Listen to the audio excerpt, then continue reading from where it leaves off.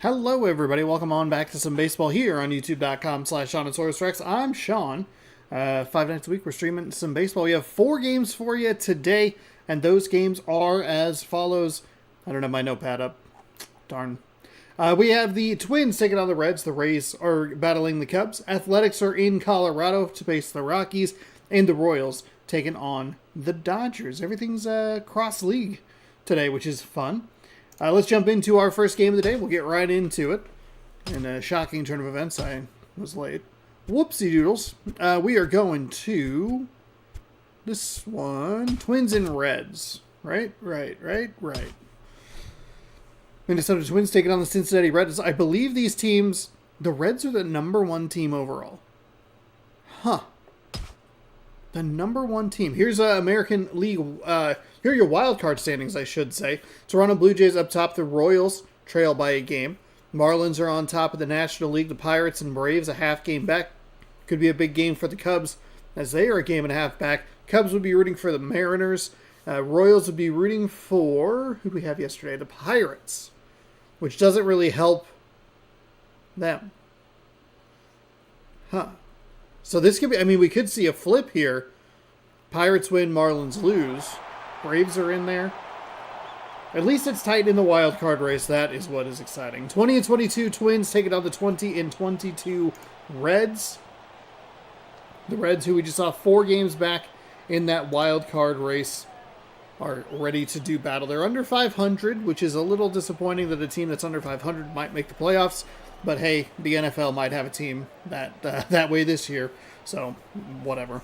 Center fielder Dexter Fowler leads things off for the Twins, followed by Yunel Escobar at shortstop. Kendry Morales at first, Marcus Thames in left field, Lance Berkman in right, Chase Utley at second, Yadier Molina. Molina is at Yadier Molina is at the catching position. Melvin Moore at third. George Bernardina is the designated hitter, mostly right-handed, 2 true lefties in Utley and Bernardina, and a few switch hitters. Johnny Cueto is the Red starting pitcher, 1-5, a 6.75 ERA, 8 games, 21.1 innings pitched. Missed the rest of that one. 25, 10, and 19. Good number of strikeouts, but 35 hits/walks makes that number a little less impressive, though not terrible. Well, welcome on into game number 1. Thanks for joining me on this Sunday evening. Appreciate you hanging out, spending some of your evening, your holiday break with me. We're at the point where it's just like, what day is it? Who could know? We're going to be in a new year this time next week, which is wild. Not really. I don't know. Maybe it's just the fact that I'm getting a little older and it's like, man, we're already here again. I'm not even, it's every joke on the internet. It's like, I haven't even processed what's happening in 2025 and there's a new year in 6 days or whatever. That pitch is low, gets away from the catcher. Not a big deal as there is no one on. Cueto with a cute pitch that's maybe a little too cute in an 0-2 count. We'll fire that one inside. It misses as well. Evens up the count at 2-2.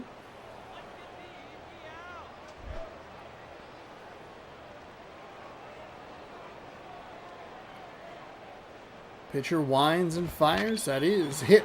First base side, scoops and runs over. Steps on the bag, and that will be out number 1. Good job by the batter there to go behind 0-2. We do see the leadoff hitter take such aggressive swings. It's usually, how often is it? 1 pitch, 1 swing, 1 out. He goes down 0-2, has a couple nice looks at some pitches, evens up the count, and then still is a ground out, but far from the worst leadoff at bat we've seen. That pitch slides outside for a ball. Let's get the K.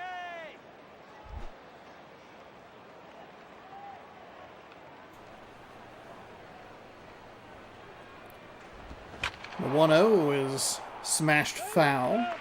Slices into the stands and makes it 1-1.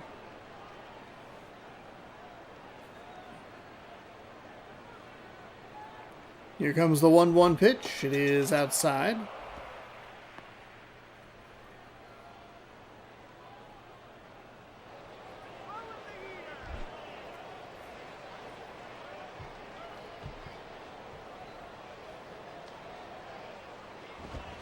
That is rolled over. Second baseman scoops it cleanly.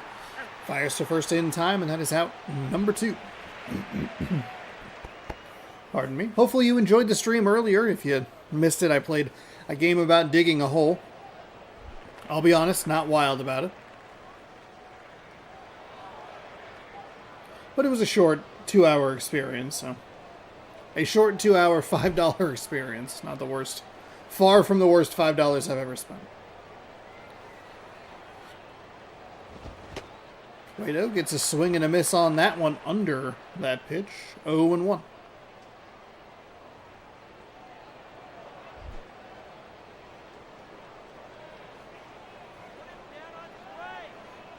Pitcher winds and fires. That is inside for a ball.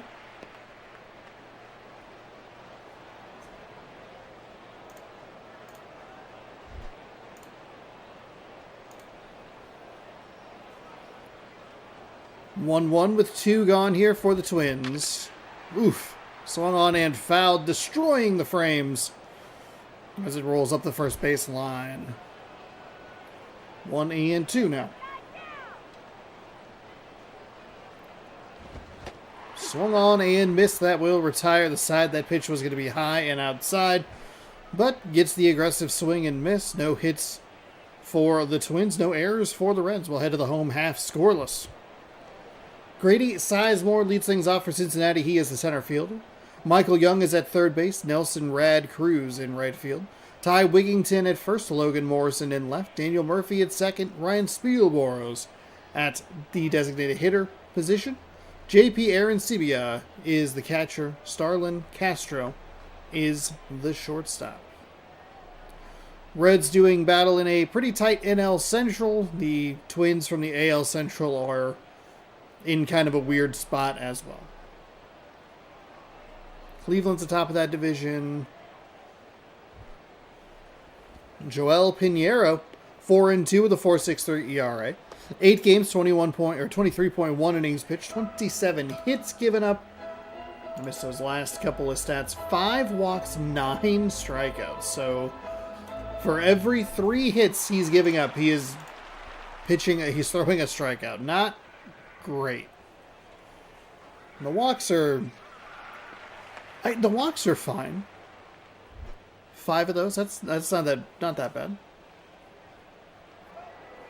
Considering that we've seen dudes throw like 3 or 4 walks in a game.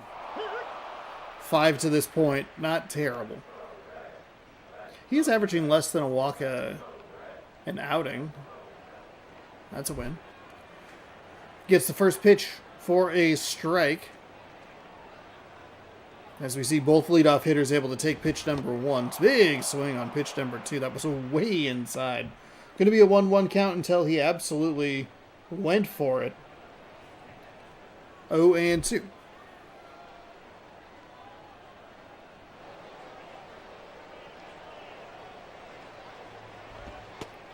That is high and outside.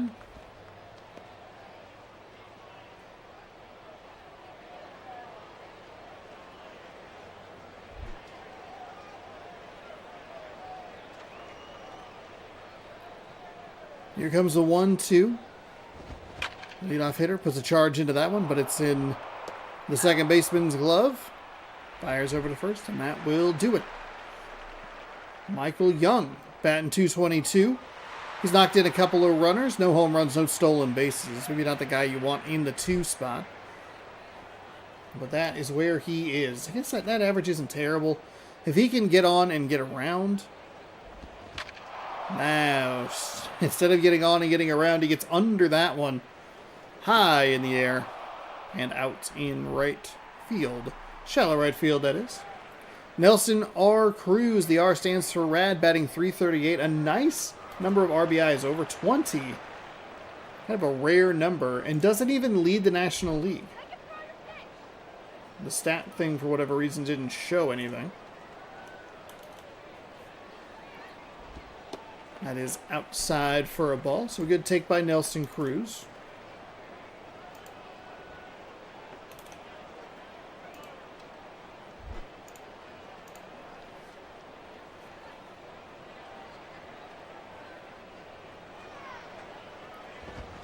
Righty winds and fires. Nelson Cruz swings, and it's going to be off the top of the wall. It is going to be a surprisingly tight double. He's safe with the slide.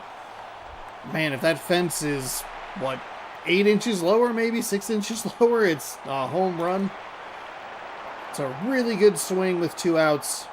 And puts a runner in scoring position, so that opportunity here for the Reds to gain the advantage early. That'll be foul up the third base line.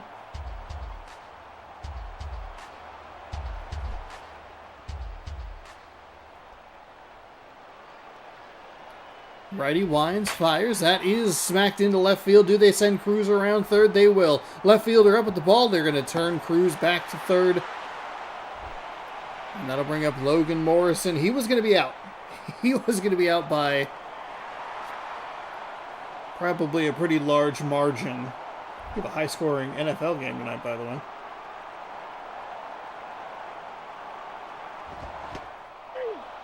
Strike on the inside.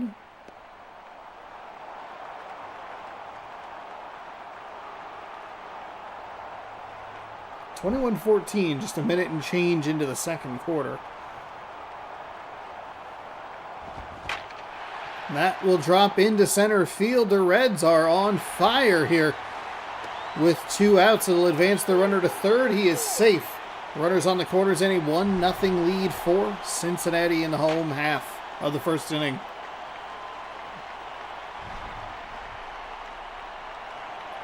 Shout out to all the people online doing countdowns to opening day.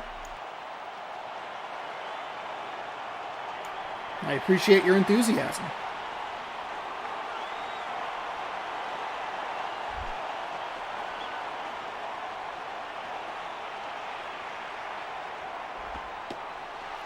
That is outside for a ball. Not sure what the hesitation was to throw it back to the pitcher, but took an extra moment.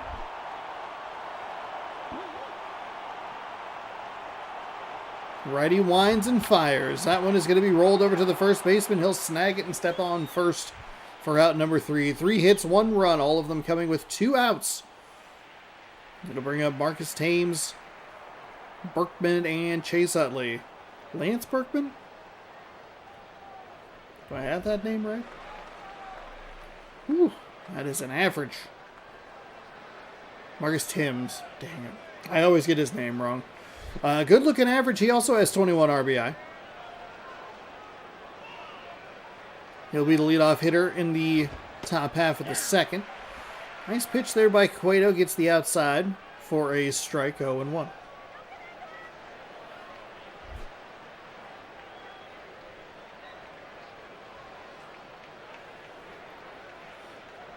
Here comes the 0-1, fouled away. Seen a couple of hitters do that. I don't know that that was going to be a strike. We saw a real bad swing in the previous half inning of, boy, it was 0-1. It was going to be 1-1, but a big swing made it 0-2. That probably should have been crushed. Instead, it's another out to shallow right field. And that puts away the leadoff hitter. Lance Berkman. I was correct. Look at me. Somehow, somewhere, the information is rattling around in there.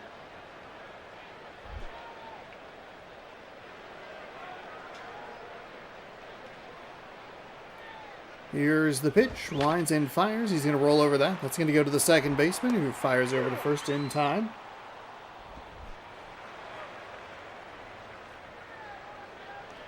Two gone quickly here. Chase Utley.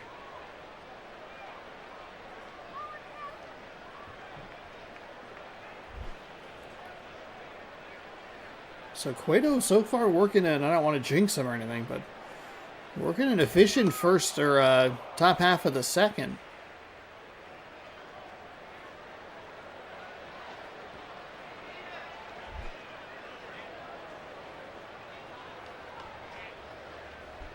Here comes the 1-0.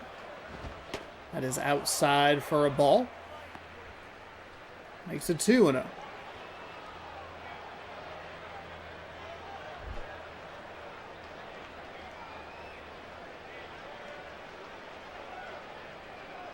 The right-hander. Fires that in for a strike.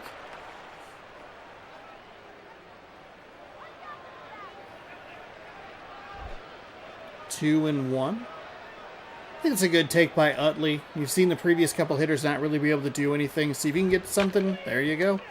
Maybe not. Thought he got a little more on it. It looked like a pretty good pitch coming in, but Utley swings and hits it to third base. It's out number 3. So nothing really leaves the infield. Technically, the one was in very shallow right field. And no hits for the Twins through 2. Ryan Spielborgs. Six-game hitting streak on the line today. 1-0 in the bottom of the second. I feel like the hitting streaks are more impressive. Of course, we don't know, because that is fluttered out to right. We don't know how long a lot of these other games go. We don't get to see the...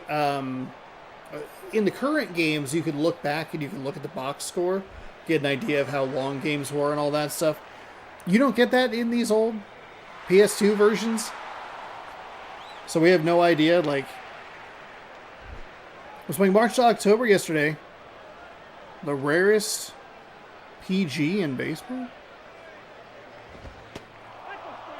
POPG? Rated PG for mild rude humor in some language. Tell me more, David. I'm curious what that means. Also good to see you. Hello. Head of research, everybody. That ball gets all the way to the backstop. Makes it 1-1, 1 out. Both pitchers went 8 innings, only giving up 2 hits. Oh, wow. Oh, perfect game. Gotcha.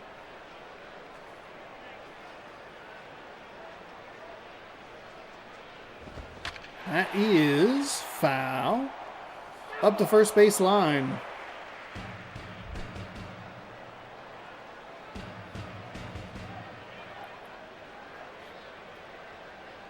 Righty winds and fires. It's fouled away. Walked it up with a 2-run home run in the 9th. Whoa. Here comes the 1-2 with 1 gone. That is well outside for a ball. Evens the count at 2-2.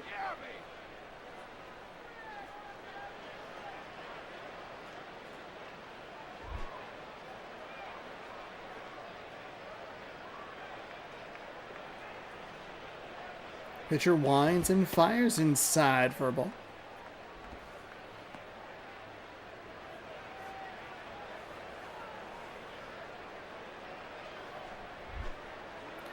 Three and 2. So payoff pitch on the way. Cincinnati leads 1-0 here, bottom of the second. That one goes foul.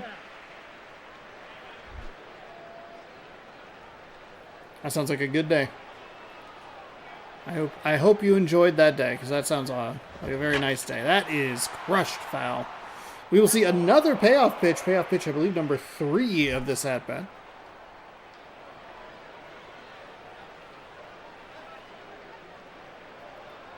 Pitcher winds and fires. That's rolled over. Shortstop picks it up and flips over to first in time for the out. So a long at-bat comes to a close with a fairly routine play.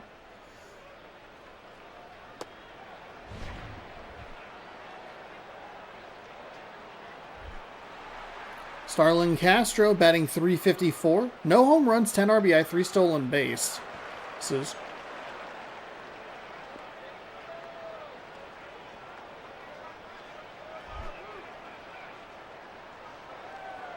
Minnesota looking to get through this, still just down 1. The righty fires and it's hit foul.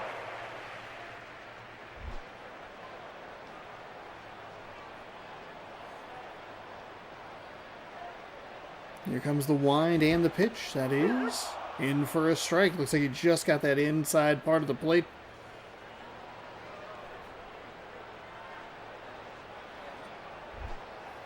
It's 0-2.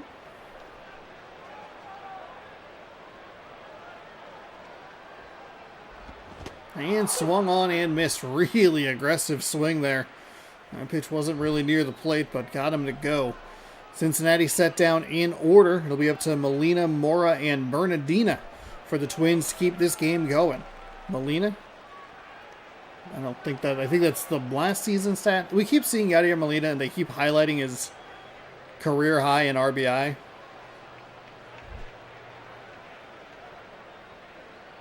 Or we looked it up and it wouldn't be that out of whack. I forget exactly what it was. That is smashed foul. So it'll be 0-1 with nobody out.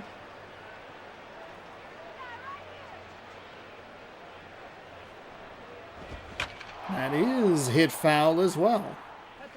0-2.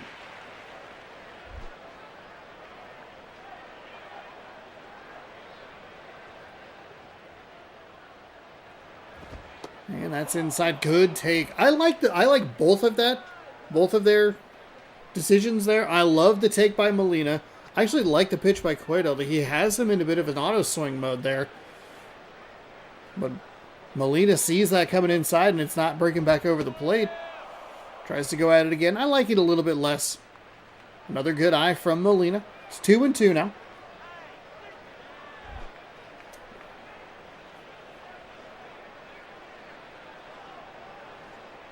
As the righty winds and fires, that one misses low. He keeps trying to stay inside. And it's just not really... Hasn't worked for 3 pitches in a row. Here comes a payoff pitch with nobody gone. That is fouled away.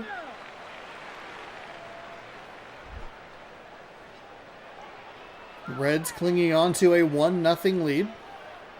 Here comes another payoff pitch. That is rolled over to the third baseman. He stands and fires in time for out number 1.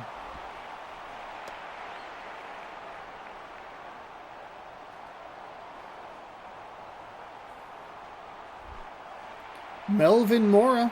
He's batting .321, a home run, 5 RBI on the season.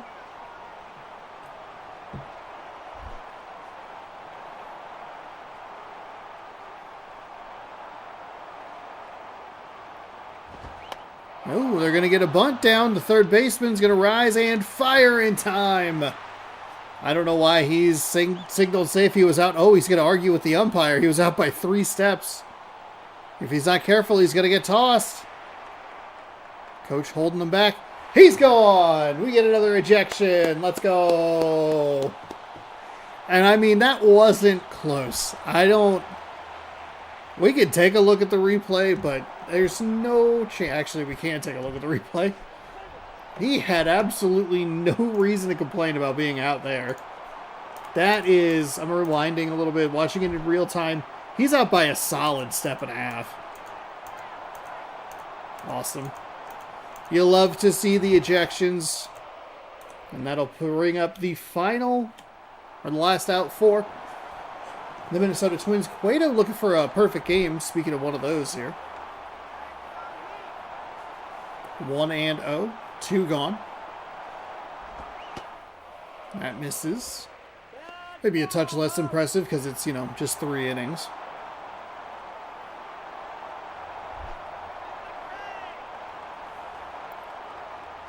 Here comes the 2-0. That gets the inside corner for a strike.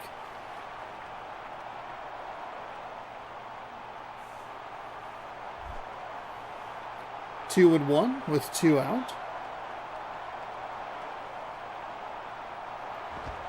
Cueto fires that in for a strike.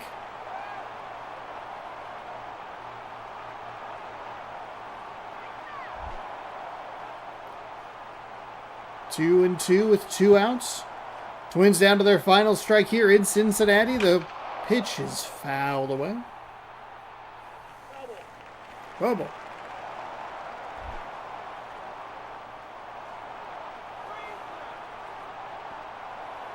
Here comes the 2-2. That misses low, so it'll be a full count now.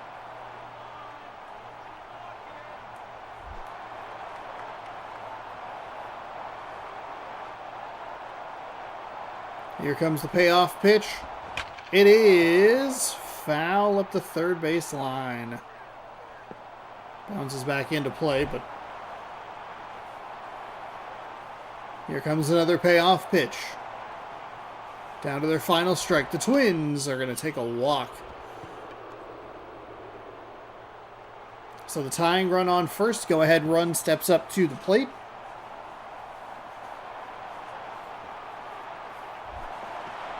It'll be Dexter Fowler 0 for 1 today.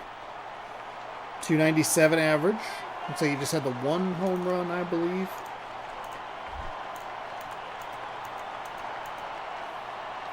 Indeed, one home run, 5 RBI. Here's the wind and the pitch. Oh, it's going to just get past the first baseman. They're going to send him at least first to third. The trail runner's going to go to second, and it is all of a sudden 2 runners in scoring position. The first baseman, for whatever reason, had like a funky lack of animation. Usually this game has too much animation. That time it was too little. And with 2 outs, the Twins are a hit into the grass away from taking the lead, perhaps.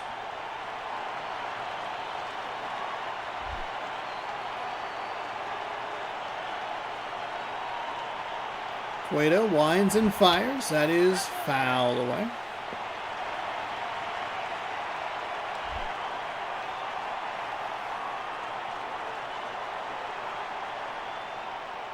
Cueto, that's rolled over and fouled the first base line. Twins again down to their final strike. 1-0 Cincinnati here in the top of the third. That one stays way upstairs. Not a competitive pitch at all.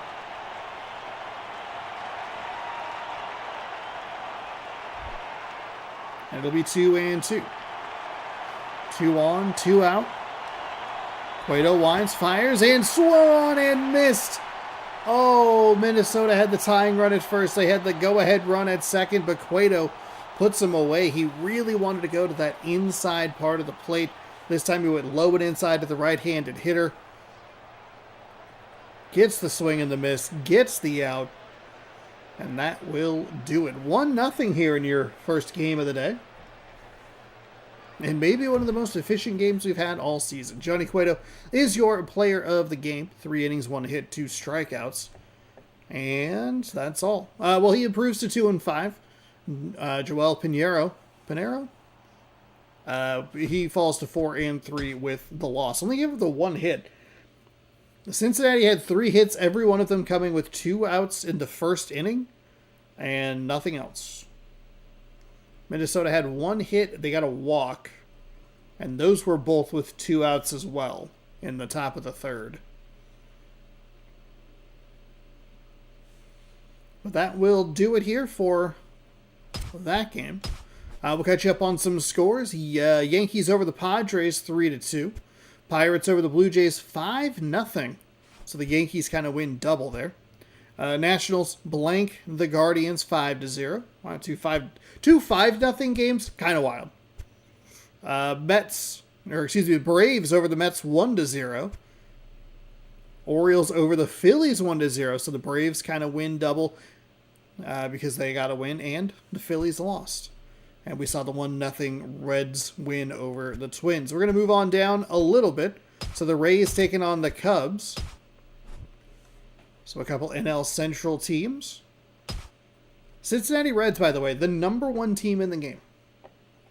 The #1 team in this simulation, which is a ridiculous thing to think, or to realize.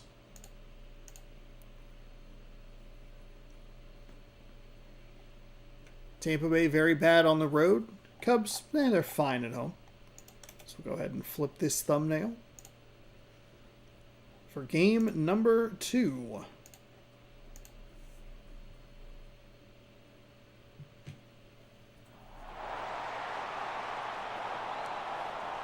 Welcome on into Chicago. Tampa Bay is 18-22. Chicago is 23-20. So Tampa Bay only 40 games played. Chicago 43 games as they go into this night game here in Wrigley, which didn't have night games forever. Franklin Gutierrez is going to lead off. He'll be the center fielder for the Tampa Bay Rays. Nate Shearholtz is the designated hitter. Jason Worth in right field. Kelly Johnson at second. Mike Morse at first. Chris Johnson at third. Carlos Ruiz the catcher. David Murphy in left field. Jack Wilson the shortstop. Few true lefties in there, but everybody else is right-handed. 6 right-handed bats to 3 lefty bats for game number 2. Here is your pitcher, Chris Capuano. Capuano? Yeah. 4-3, 3.47 ERA, 8 games with 23.1 innings, pitched 21, 5 and 13, hits, walks, and strikeouts. Can't believe I actually got all those stats right. Take a look at your Chicago Cubs starting lineup for the defense. And here we go. Franklin Gutierrez.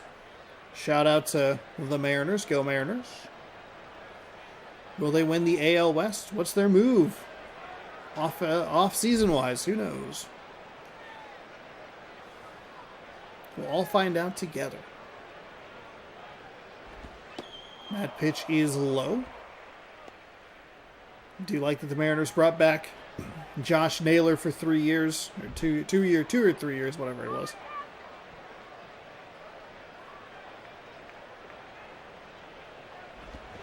That is lifted out to left field. That'll be a nice base hit as Gutierrez quickly on first on pitch number 2.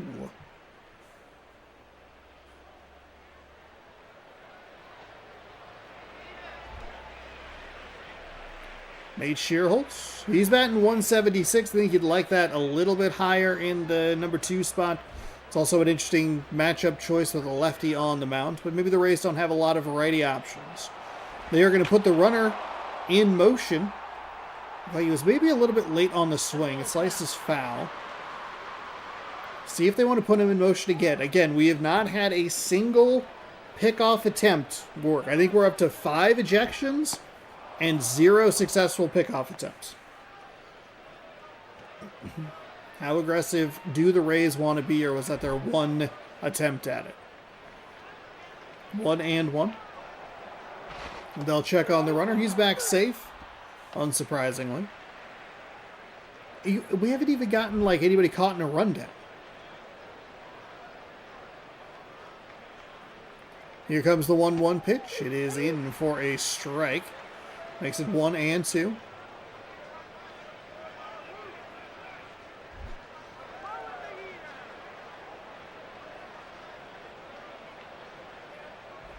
The 1-2 is rolled foul up the third base line.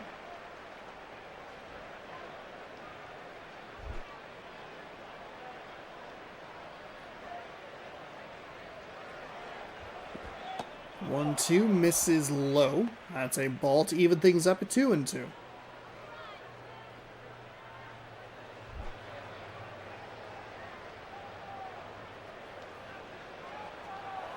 Well, they're going to put the runner in motion on a 2-2. The pitch is in the dirt. That's going to help Gutierrez get safely to second. So a runner in scoring position. That was the correct pitch to run on. Now it'll be a payoff pitch to the lefty. And it'll be a walk. Interesting. So would have gotten to second either way, but gets credited with a steal.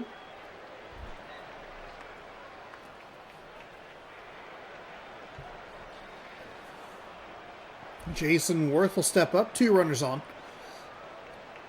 Nobody out. Worth is going to put this one into right center field. Left fielder comes over. Gutierrez should have no problem getting to third. It's a pretty nice throw from the center fielder. But as he's drifting away from third base, it's going to make it a little bit tough to get there. I think he would have maybe had the arm strength to get it all the way to third. I don't know that they needed the cutoff. This game is just so stiff.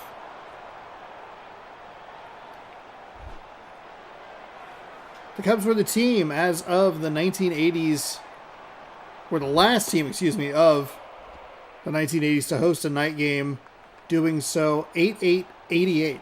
Rained out. Wild.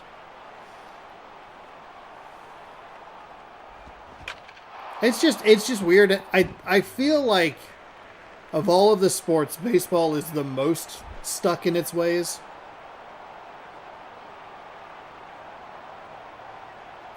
So it's another lefty-lefty matchup. Gets the call in the inside corner. Makes it 1-1.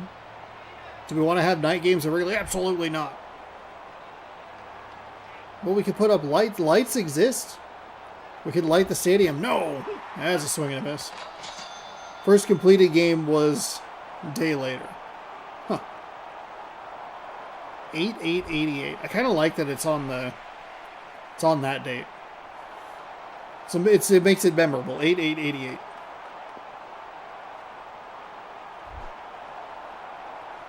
This newfangled technology called lights. It's been around for 100 years or whatever at that point. No. We only play day games at Wrigley. Get out of here. So 2 gone with 2 runners on as I insult the Cubs. And that will get out to right field, and this is what we typically see when defensive teams can only get 1 out at a time with runners on the base paths. They usually cannot get all 3 of them. And they were not able to do that. They had the fly out that advanced the runner from second to third. They got the strikeout, but they gave up the hit that scored the run. 1-0 Rays here at the top of the first. There is a runner in scoring position. He worked a walk. It was a lefty-lefty walk. I think you'd want to try to be a little more aggressive. First night game was during the 35 season. Oh.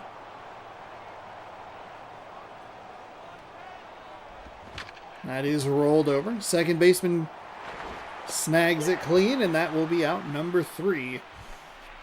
Tampa Bay gets a couple of hits, works a walk, and scores a run. It'll be Bourne. Nope, we haven't introduced the home team yet. We are learning about their stadium, though. 35. Huh. Never mind. Maybe I shouldn't be pooping on the Cubs so much. Chicago Cubs, leading off here, Michael Bourne, center fielder. I feel like the center fielder is a very popular leadoff guy in this game. Michael Bourne in center fielder. Alberto Callaspo is at third. Troy Tulowitzki at shortstop. J.D. Drew in right. Ricky Weeks at second. Martin Prado in left. Derek Barton at first. Willie Bloomquist is the designated hitter. Josh Thole. He is the man behind the dish. Left switch right, left, right, left, right, left. It is a lefty pitcher. Yohan Santana 2-4 with a 5.25 ERA. 8 games, 24 innings, 26-9, 22 hits, walks, strikeouts. Okay. We only get the 2.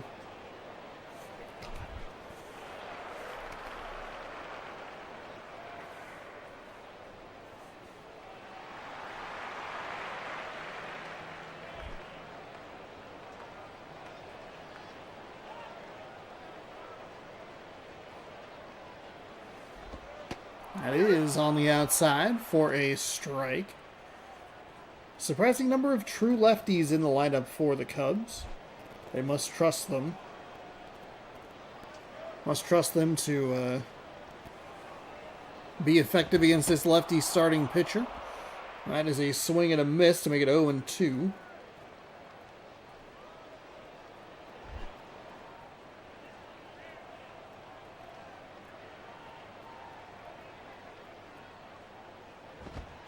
That is way inside. Moves his feet, and it'll be a ball. To the leadoff hitter here for the Cubs. They find themselves down 1-0. That is high and high for a ball. I was going to say high and upstairs, but that was redundant. 2-2. That's outside. You'd figure Santana would be maybe a little more aggressive. I thought we would see that in the previous game as well. Instead, it's a full count. Here comes the payoff pitch. It'll be rolled over to the third baseman. He bobbles it. And the throw is going to be late because of it. He is safe, and I accidentally snacked some of the blinds. Whoops. Sometimes I forget how tall and lengthy I am.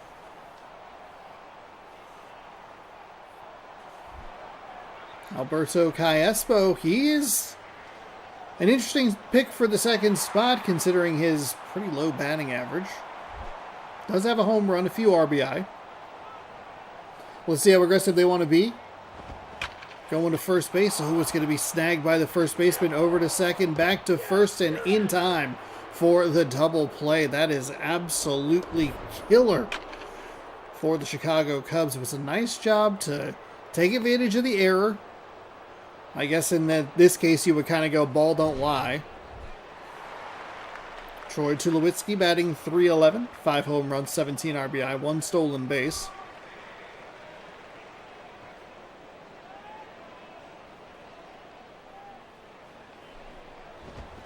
That is rolled over. Shortstop picks it, fires over to first in time. That's out number 3. So they work a walk. I think the leadoff hitter must have seen more pitches than the following 2 batters combined, right? Because he saw at least 6. I think that was first pitch swinging. It's 1-0 Tampa Bay. They have 1 run, 2 hits, 1 error. Cubs 0-0-0.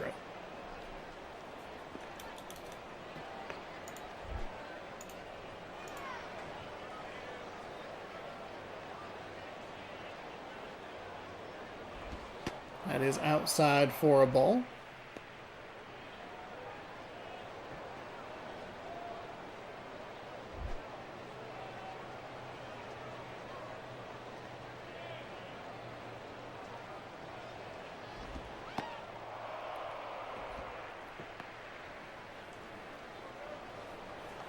I have no idea.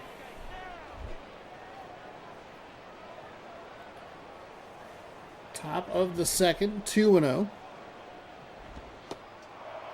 I wonder how many of the games actually, like... It felt like in this era, PS2 era, soundtracks in sports games were kind of a big deal, but now it feels far less important. Why care about the soundtrack when you can care about microtransactions? That is outside, so the Rays will work a walk. Nice job by Ruiz.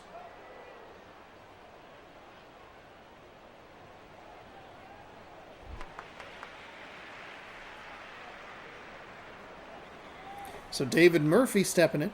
He's another left-handed hitter.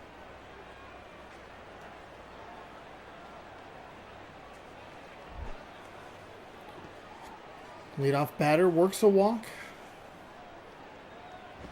And he'll take a ball inside. 1-0.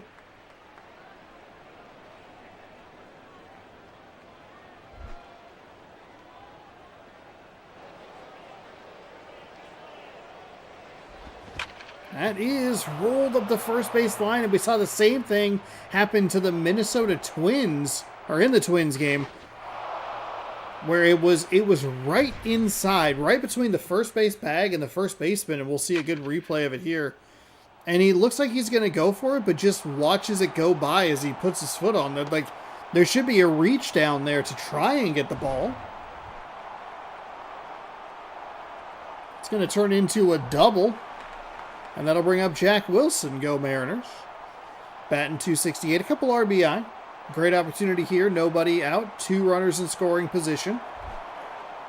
Facing a left-handed hitter.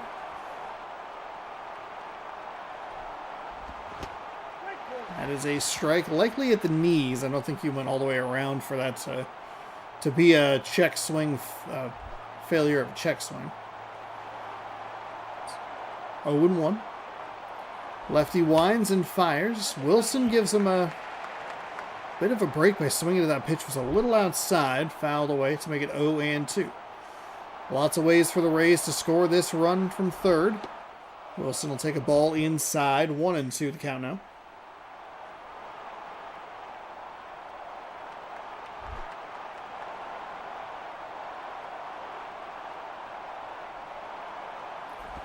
Lefty fires, and that is hit up the third baseline.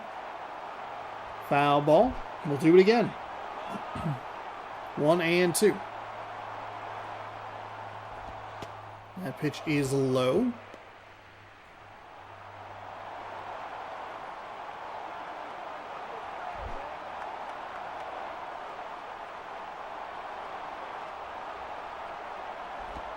And swung on and missed. So Wilson had a ton of different ways and opportunities to get that runner from third in. Can't come up with anything, just a strikeout to bring up Franklin Gutierrez.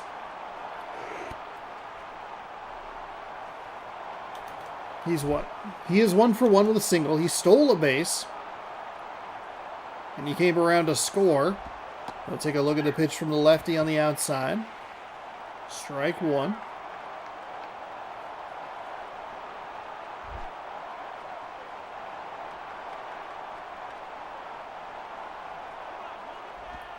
And a big swing on a pitch on the outside, strike two. I like the location of both those pitches from the Cubs pitcher. Got the call on the outside, threw something just competitive enough to get the swing on the outside. Goes back outside. Good eye by Gutierrez to let that one, just let it stay out there.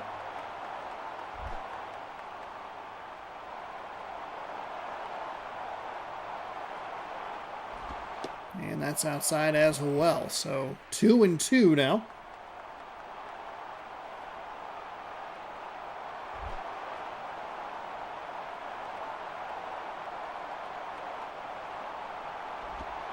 That's inside for ball three. Be curious if Gutierrez didn't swing at that second pitch, that strike two. Would he be on first right now?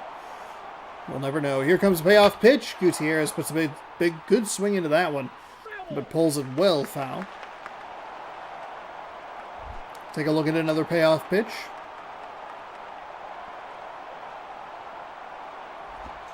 And it is strike three called on the inside. Gutierrez doesn't agree with it, but it looked pretty good to me, and we're kind of at an angle, so maybe not the best.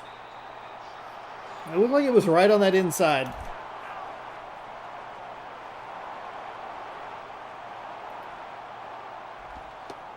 So now the Cubs, who gave up a couple of base runners with nobody on, an opportunity here. They were not able to get out number 3 last time with base runners on. And that will go foul. Right fielder took a peek but wasn't going to get there.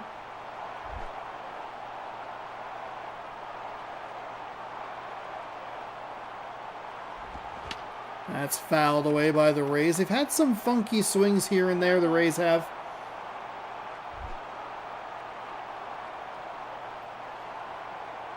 These are such big opportunities for Tampa Bay. That one's high and outside. They're only up by a run.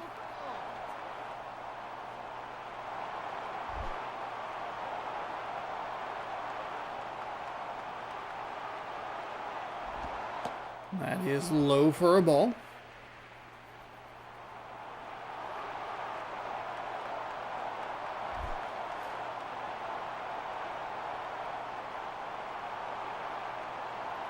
Here comes the lefty, winds and fires. He's going to roll over that one. Shortstop comes up with a throw in time for out number 3. So the Rays put 2 runners in scoring position with nobody out, and the Cubs were able to get all 3 outs without giving up a run. It's still 1-0. Drew, Weeks, and Prado coming up for Chicago in the home half.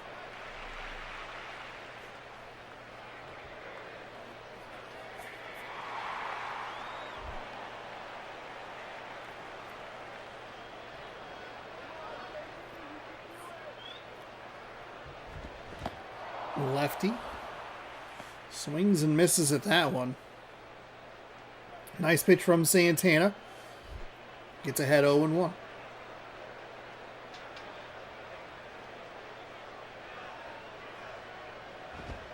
That is upstairs for a ball.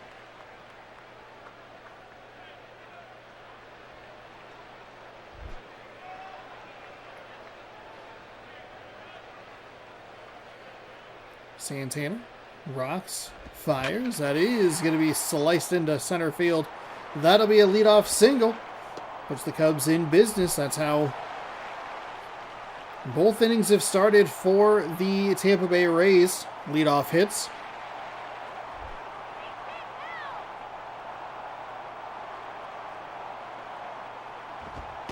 That's inside for a ball.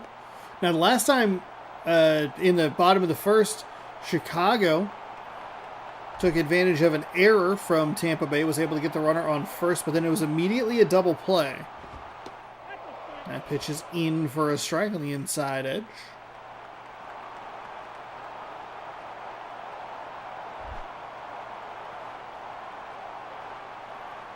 One and one. Swung on and missed for a strike. 1-2.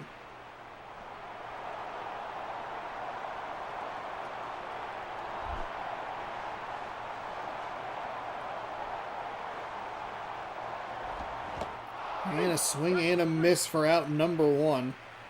Got him pretty aggressively swinging at some of those pitches. See what they can do here with a runner on first. Martin Parada coming up.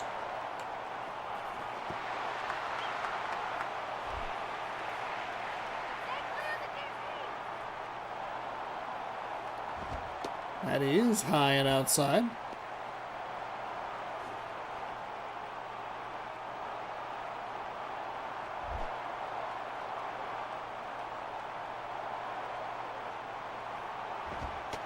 That's upstairs for a ball.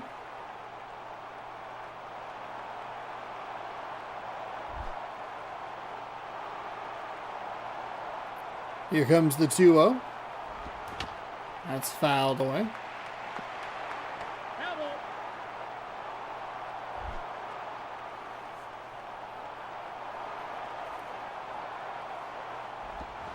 And that is going to be hit well out to left field. The runner has the home run trot on, and that is gone with no fanfare. Derek Barton will come up now. The Cubs leading 2-0. I love when it just hits the stands. It goes, all right, that's all you needed. That was it. So a huge swing from Chicago. That one goes foul. And you look at it again. Tampa Bay in the top of this second inning. They had a runner on second and a runner on third with nobody out. Could be a game-tying home run. Could be a home run that cut the lead down to 1. Instead, they were not able to come up with anything, and it gives Chicago the opportunity to get one on and a blast to take the lead.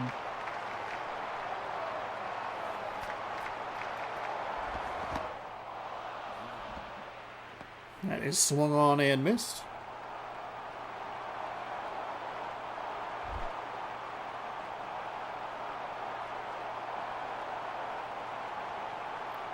Here comes the 1-2.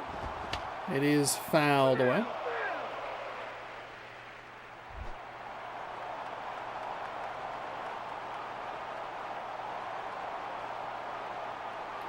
One, two with one out. That is low for a ball. Chicago probably thinking about a little more insurance before heading to the top of the third.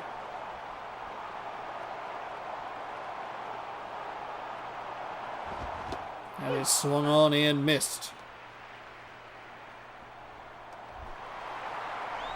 Willie Bloomquist is batting .400. Couple RBI, 4 stolen bases. See what he can do here with with 2 outs. I think he'd like maybe that average a little higher in the lineup, but hey, I'm not putting together these lineups. This is up to the teams. Swung on and fouled back, 0-1.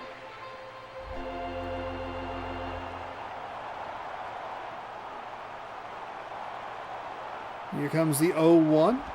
That is low.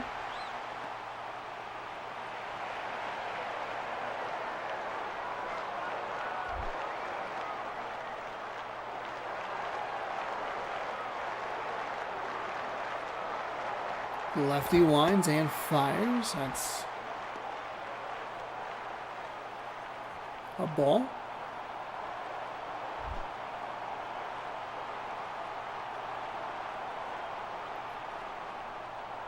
So Santana winds and fires the 2-1. It's going to get up the third base line into left field. It'll be a single, but they're going to try and turn this into a double. The throw is a little late. It'll be safe. Kind of caught maybe not the most aggressive left fielder. This is what I think I'm surprised more teams don't do, frankly, against Randy Arozarena. Because sometimes it feels like you could, if you get a fast guy who's aggressive, might be able to steal an extra bag on him. I punished a few teams in 25 the show. Extras, standing up the runner at second, first batter up. Smashing the first pitch over the fence. Hell yeah. 0-1. Runner in scoring position as the Cubs look to put a little bit more on. That insurance run I was referring to earlier. Runner in scoring position. Love the base running there, by the way. It does take advantage of the fact that this game, catches the ball, raises it, and then tries to do the tag. But hey, it's going to work. It's going to work. Unfortunately for them, that is sky high to second base, and that will be out number 3. Worth, Johnson, and Morse. Coming up for Tampa Bay, last chance in the top of the third. Jason Worth 0 for 1 today.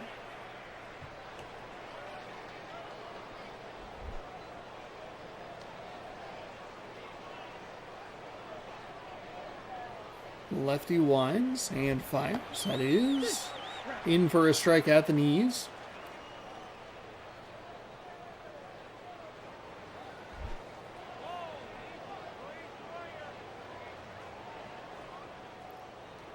Oh, and 1.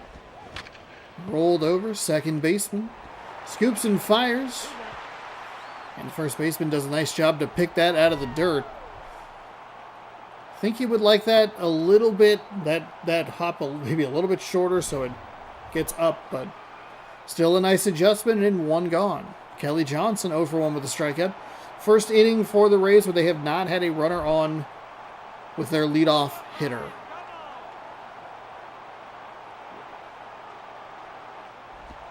That is outside. I feel like I didn't say that very cleanly, but whatever. Not whatever. I just can't remember if they got a hit or a walk in the second inning. Gutierrez led the game off with a hit. That's outside for a ball.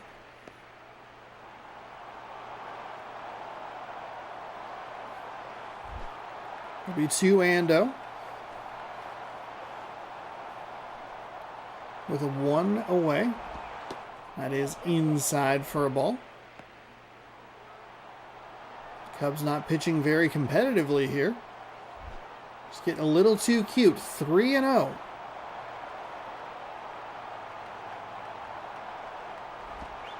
And that is a 4-pitch walk. Nothing to even really think about, especially with that final pitch. They'll bring in Sean, spells his name correctly, Burnett. 9 games with a 2-0 record, 2 saves, a 1.32 ERA, 13.2 innings, 4 walks, 11 strikeouts. Interesting. ERA and the innings, just 1 little decimal. Slid over.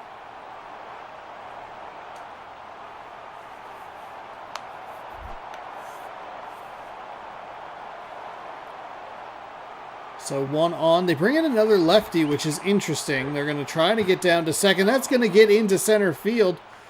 The runner will successfully steal second, but the slide was so dramatic or animated that he's doesn't even have a chance to try and get to third. Not that he doesn't need to worry about it.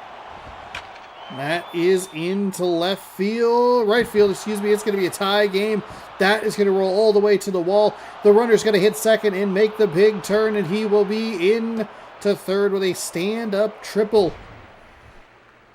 My goodness, I don't know that the dive was worth it right there. You're going to be a hero, or you're going to give up a lot of extra feet. Chris Johnson's 0 for 1. I cannot believe they brought in a lefty. I know you look at the ERA and you go, wow, what a good ERA. But then you go like, wow, a left-handed pitcher, huh? So Tampa Bay now with an opportunity to take the lead back. in one of these kind of strict back innings. They failed to do so the first time, or the second time, excuse me. Gutierrez was on third. They were able to bring him in. That's rolled foul. With just one out, you have a bunch of different ways to try and get that go-ahead run across. Taking a ball there is helpful.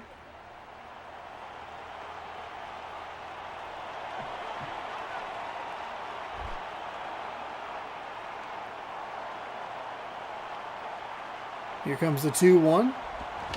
That's going to be rolled over. Oh, it's going to get past. The shortstop's going to fire it. It's late, safe. And safe at first.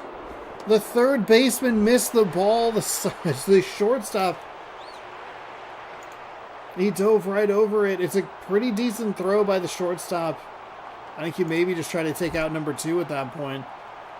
Tampa leadoff hitter in the second walked on 5 pitches. Thank you. So Tampa Bay now leads 3-2 in this back and forth game. One of the better games we've had recently.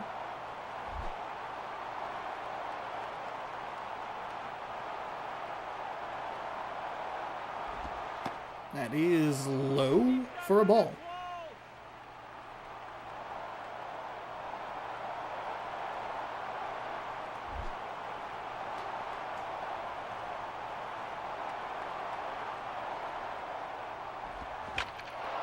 Here comes the pitch. It's 1-1. It's going to be out to left field. He'll make the grab, and I mean, I think you sacrifice that just to get out number 2, because that would have ended the inning.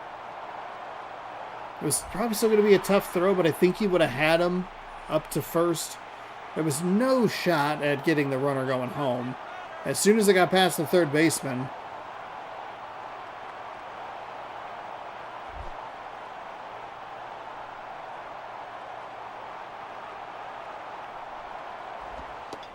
that is outside.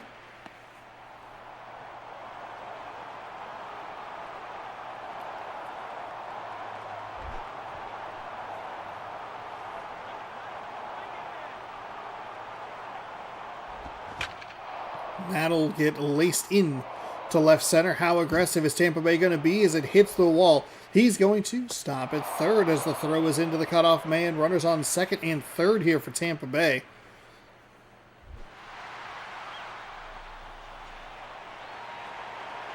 I mean, I don't know why I'm kind of complaining about, like, well, just throw it over to first. I think even if I were in that situation, it's like, I'll try to get him at home. Maybe an area to improve on here in this upcoming MLB The Show season. That is going to be out to the left fielder, who moves a couple of steps and makes the easy catch. So it'll be 3-2. It was 1-0 Tampa Bay, 2-1 Chicago, 3-2 Tampa Bay. We'll be up to Bourne, Kiespo, and Tulowitzki.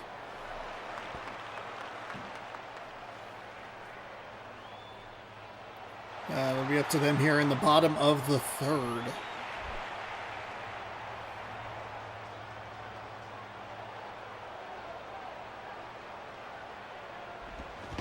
Swung on and missed. Strike one.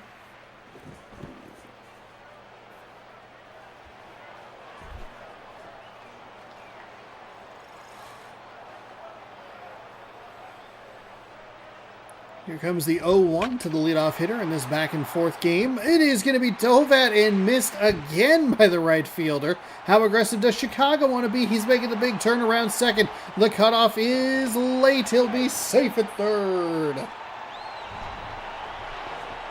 Right fielders trying to play hero and neither of them able to make it happen. That was a horrible dive. Both of them were really bad. The first one was like too short. The second one overdove it. Just a confusing situation all the way around. And just like that, the Cubs have the runner 90 feet from home.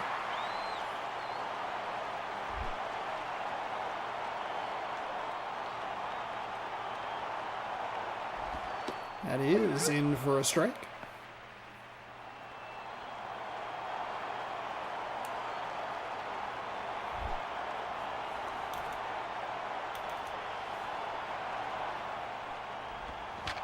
And that's rolled up the first base line. Foul. 0-2.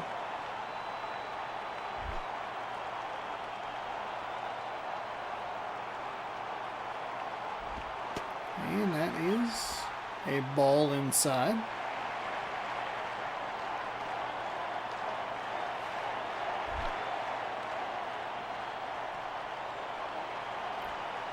Lefty winds and fires the 1-2. Oh boy. Pitch was way inside, and yet he still almost ducked into the pitch. Kind of a funky sequence there. 2-2.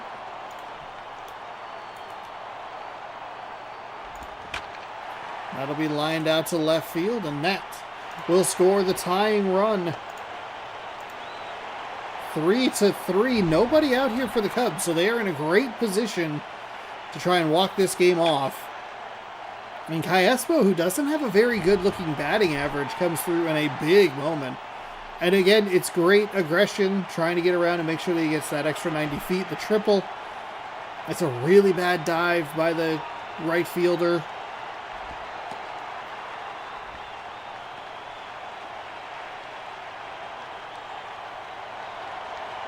So let's see what Tulowitzki can do here.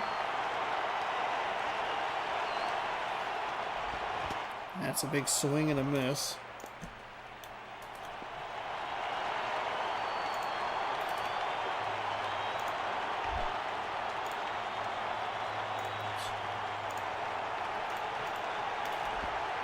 That is outside for a ball.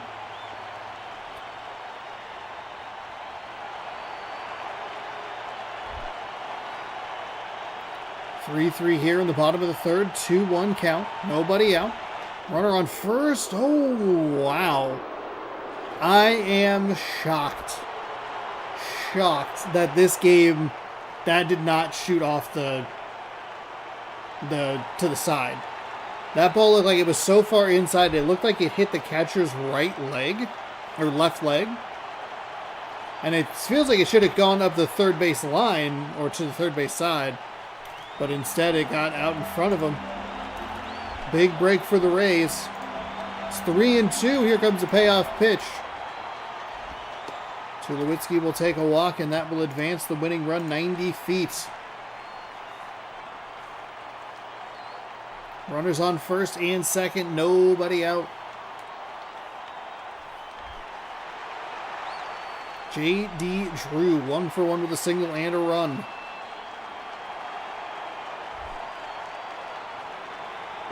If he's able to hit it into right field, they might dive for it, and that could ruin everything for the Tampa Bay Rays. That pitch not great.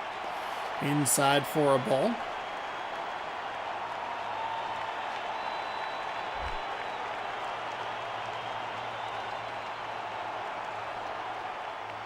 Here comes the 1-0 upstairs for ball 2.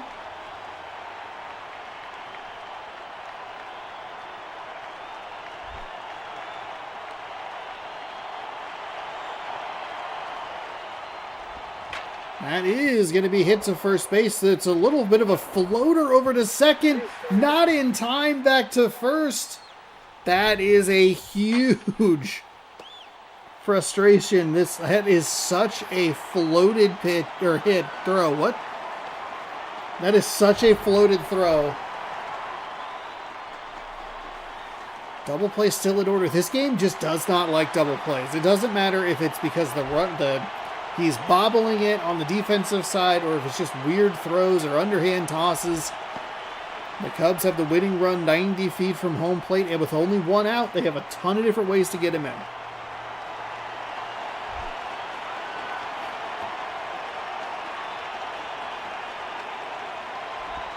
That is foul up the first base line.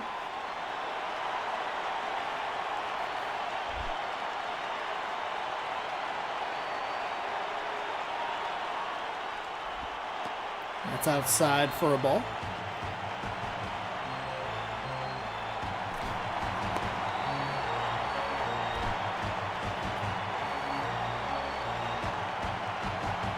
Here comes the 2-1 pitch. That is foul.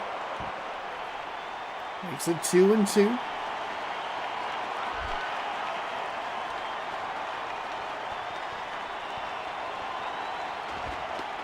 Well outside for a ball.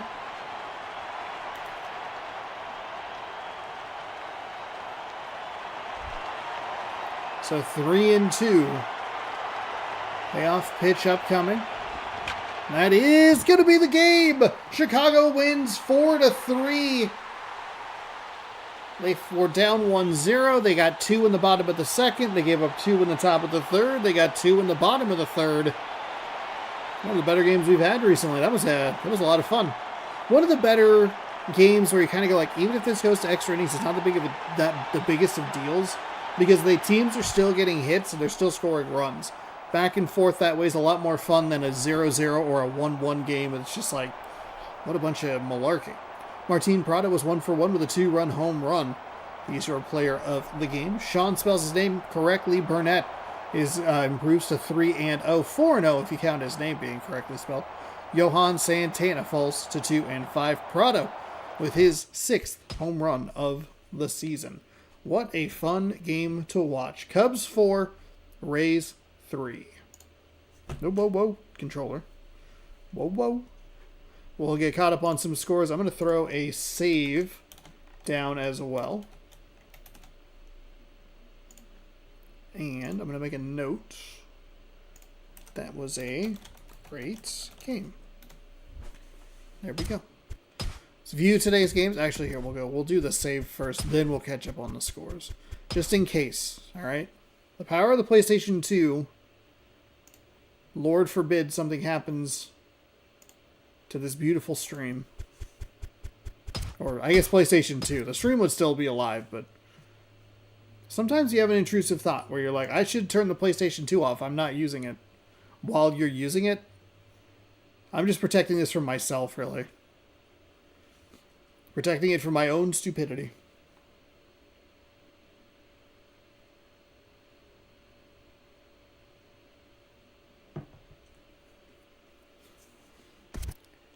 Alright, so we are saved. We are ready to roll. Schedule. View today's games. What did we watch? We watched... Oh, we were down a little further. Twins and Reds. Diamondbacks over the White Sox 1-0. Tigers over the Giants 2-1. Brewers beat the Rangers 1-0. Cubs over the Rays 4-3 in walk-off fashion. We will head down to the Athletics and the Rockies, a surprisingly competitive game between two teams that traditionally not great. Athletics do have the number 3 overall batting, and the Rockies' defense is top 5. Mariners lead the AL West by just 3 games. So, could be a big game for the Athletics here if they can beat the Rockies. Mariners lost to the Marlins yesterday. What do they have in store this time around?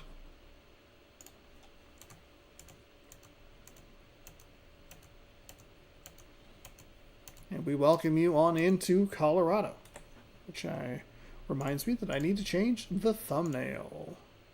Thanks again, everybody, for hanging out. If you're new, be sure to subscribe. If you're enjoying the content, hit that like button. Super helpful to the channel. And, hey, it's free. People love free ways to do things, right? Right. Giving that video a thumbs up. Free and easy. The Athletics are 21-20. The Rockies are 24-18.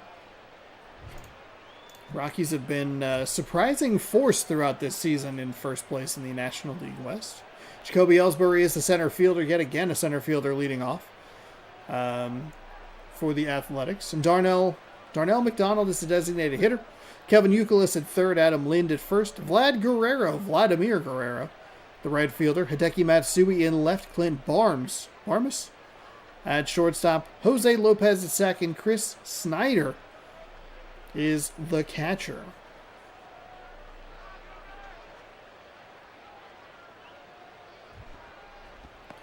Eric Bedard is a lefty, 6-0 with a 2.63 ERA, 8 games, 24 innings. Darn it, I threw myself off. 25, 7, and 10 hits, walks, and strikeouts. Here's a look at your Colorado Rockies defense as we get set for game number 3. Yeah, that was a fun game too, huh? Oakland and Colorado. Nice color matchup. though they're wearing the most boring variants of both of their uniforms. White pinstripes and gray. Give me some purple. Give me some of that green. That is rolled over foul up the third baseline.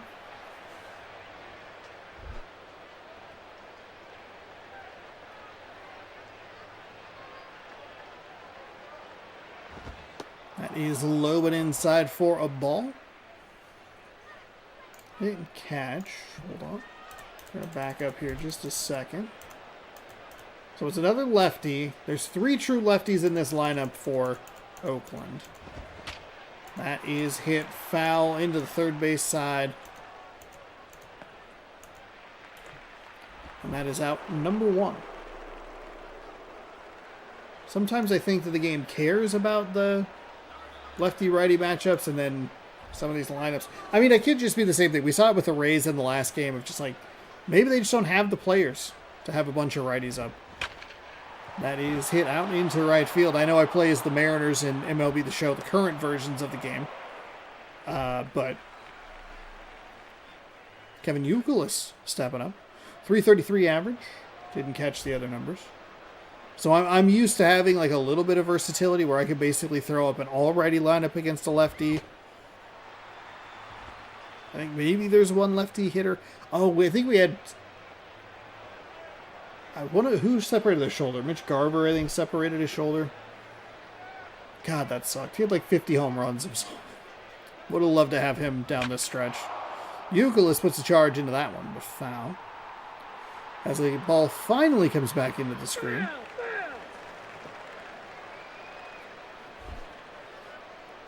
So it's 0-2, 1 gone.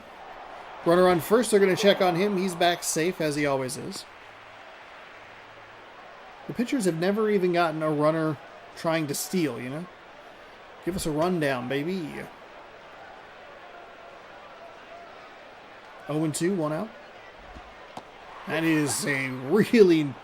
That's kind of a so bad it's good pitch. You can see where the catcher was setting up as the 78-mile-an-hour sweeping curve gets the outside edge. He was all the way in the same batter's box. He was like behind Youkilis from our angle. And then it's all the way on the opposite side of the plate. Fools Youkilis, and that'll be 2 gone here. We'll bring up another lefty. That is foul.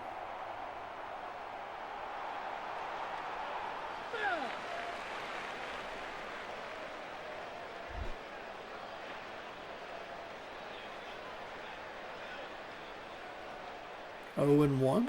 That's in the dirt.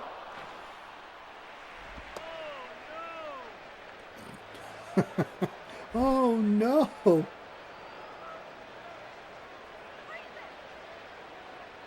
Here comes the 1-1. That's upstairs for a ball. Makes it 2-1 with 2 outs. A runner on first here. Just underway in Colorado.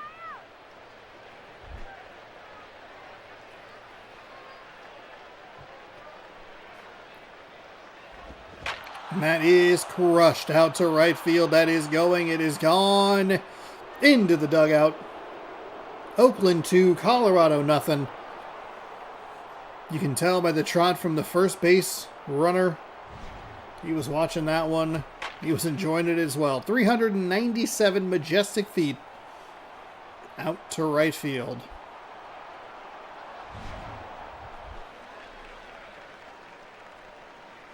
Vladimir Guerrero batting .348.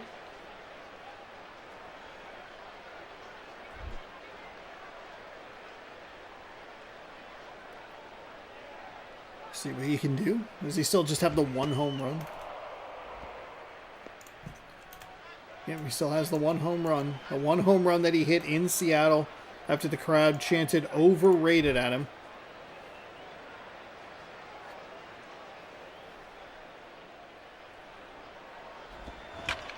Ooh, I think he's gonna want that pitch back. My goodness, is he gonna want that pitch back? That was a hanging curveball. Darn.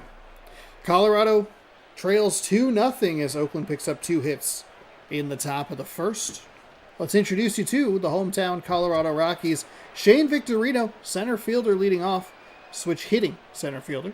Juan Rivera in left. Torrey Hunter in right. Mark Reynolds at third. Rocco Baldelli is the designated hitter. Jake Fox at first. Bill Hall at second.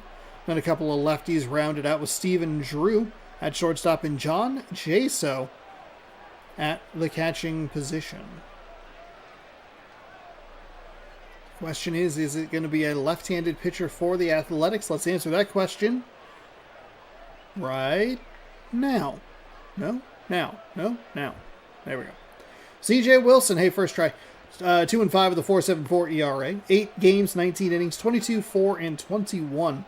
That's a really good balance. 26 hits and walks, and then you have 21 strikeouts to go along with that. Pretty solid. ERA probably could be a little bit lower, but he's throwing a little over 2 innings a game.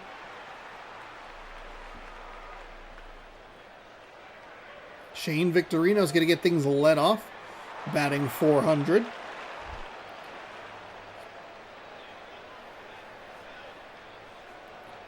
So the lefty will get 7 straight right-handed batters, and 6 of those 7 are going to be 2 true right-handed batters.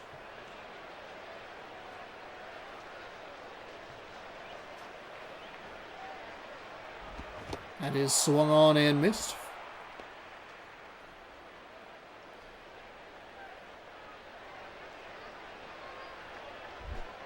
Oh and 2.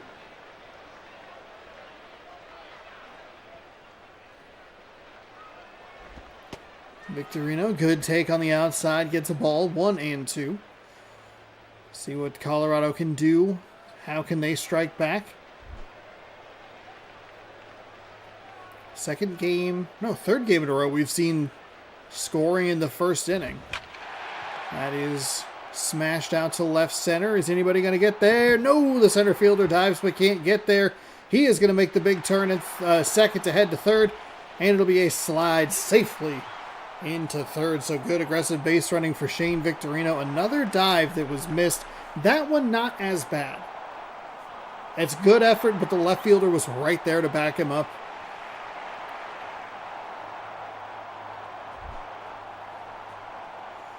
And just like that, they could try to cut this lead in half, 90 feet away. That's outside. Ball 1.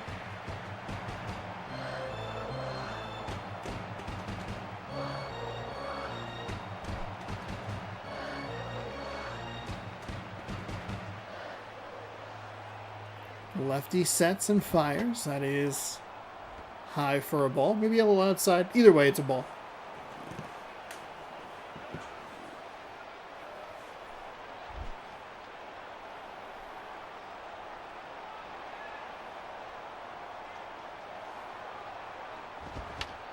Fouled away.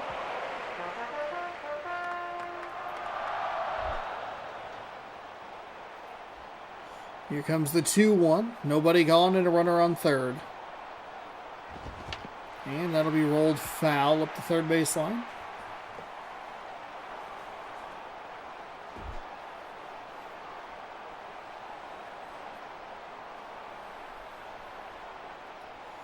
Winds and fires, high and inside, fills up the count. Payoff pitch on the way.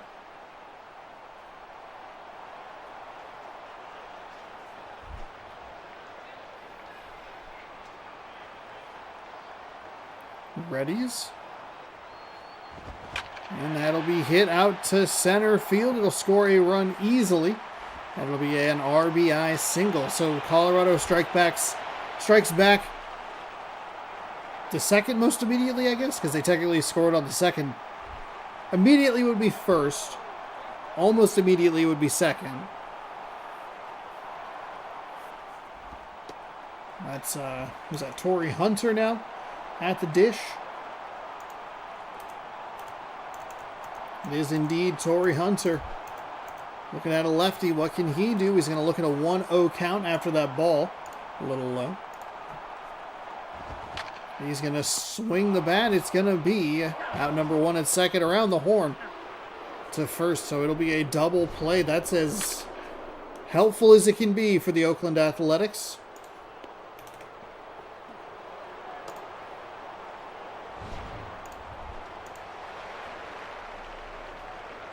Mark Reynolds averaging .259. That is so... That's like as big as it is as bad for... As big as it is for Colorado as bad as it is for Oakland. What am I talking about? Words? That's the double play you needed if you're Oakland, and it is a huge disappointment for Colorado, who was off to a good start, led off with a triple, get a single to score the run. And of course, this is the one time where the game actually manages to turn a double play. Saw some trouble with that in the previous games and like everything else that we've seen.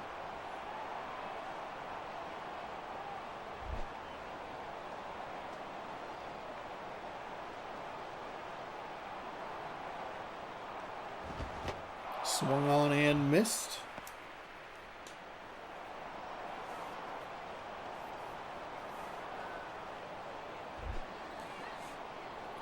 One and two.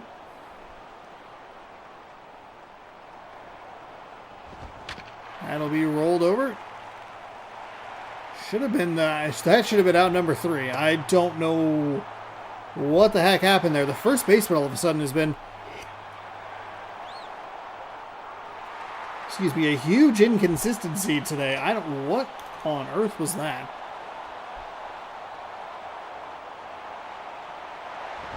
They're going to put the runner in motion. He is out by about 6 years. Didn't even give Baldelli much of a chance there. That is such a bad play. You have got to be kidding me. He's out by like 4 steps. He's out by his entire height between the tips of his little fingies and his outstretched toes and a half. That was awful. What are you doing?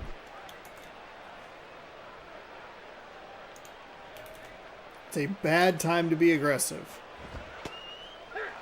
That was in for a strike.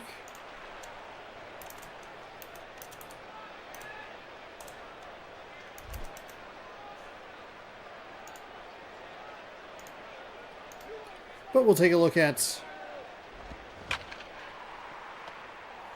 a ground out there. Ooh, oh, it's on the railing.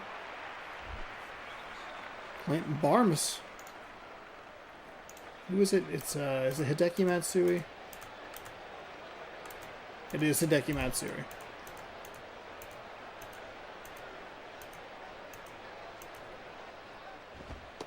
That is in for a strike. He'll get on board via the error. That's a bad break for Colorado. A devastating double play after cutting into the lead, and then you get a bad defensive blunder in the following half inning. That is an out.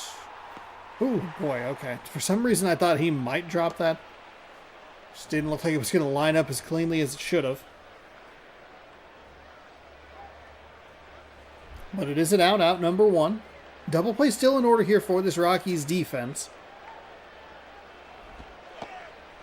That's a nice pitch on the inside corner. Big curve. Gets the strike.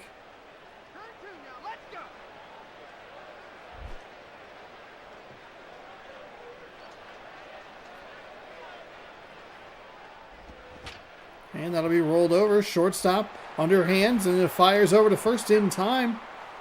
Okay, that's a big double play for the Rockies. Keep it at 1 run, and make sure that error doesn't come back to bite you. Not exactly the way you drew it up, but I think you'd take that. It's Oakland 2, Colorado 1. Baldelli will still be up. Kind of a cool matrixy little freeze frame there. Looks like the Trinity when she kicks him. I forget. Who could remember what happens in that movie? Lefty winds and fires as we are here in the bottom of the 2nd inning. Baldelli took 1 pitch in the previous inning, and they sent the runner on first.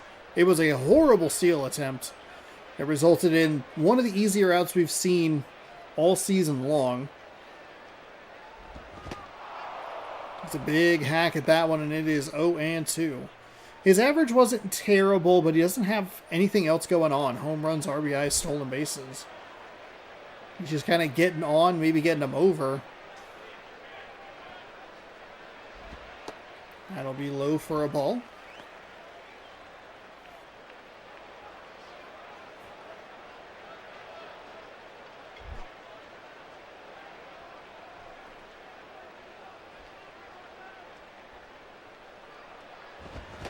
Swung on and missed. That one sailed on him just a little bit. And that will be a strikeout. It's going to be a strikeout either way. That was a really nicely located pitch late on the 95-mile-an-hour fastball. Really nice location. Jake Fox. He's batting 200. He has zeros across the board as well.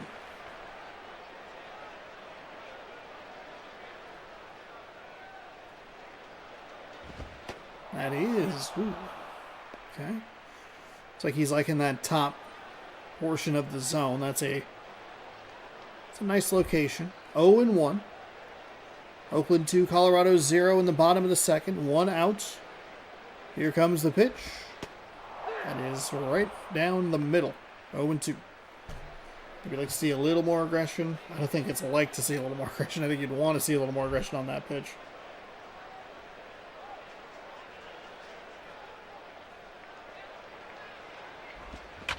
That is rolled over foul.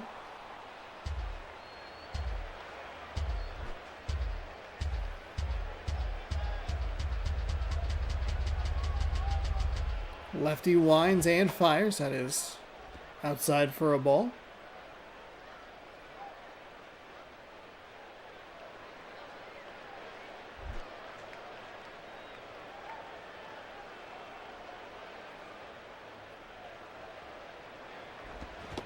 And swung on and missed. Pitch inside.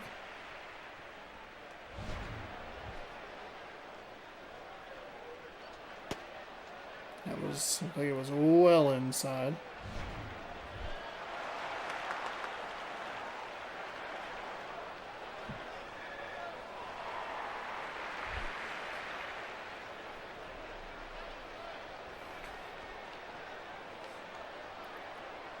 Lefty.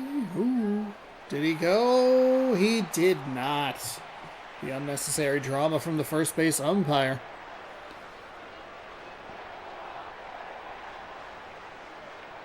It's 1-0. So this would be the last right-handed hitter that this pitcher will face. So that's foul up the first base line.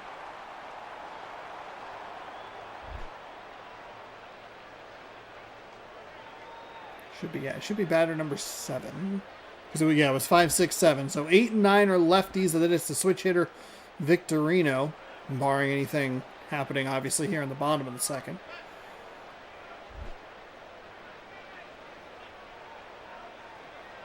It's been a couple of bad plays for Colorado. They have the double play, which is awful. But then they put a runner on first. Is this going to get out? No, it's going to get down for a hit into right field. He will have a stand-up double. But then... it's just baseball. I was missing the action of digging a hole. Yeah. Yeah, we dug that hole. It was a game about digging a hole. Steven Drew. So Colorado hits into that double play, and that felt like it crushed all the momentum. They still managed to get another runner on, but then that steal attempt was just so bad. That'll be rolled over. Second baseman fields it cleanly over to first in time. So just as soon as something got interesting for the Colorado Rockies, they roll over a pitch that's an easy out. Snyder, Ellsbury, and McDonald. Lineup's going to flip over here for the Athletics in the top half of inning number 3.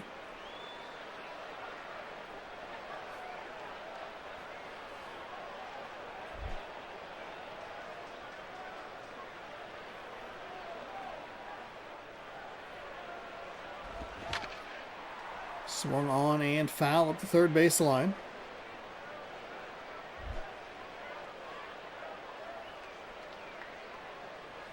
Oh, and 1.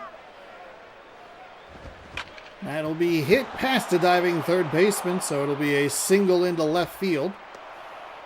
Shortstop immediately gave up on that play.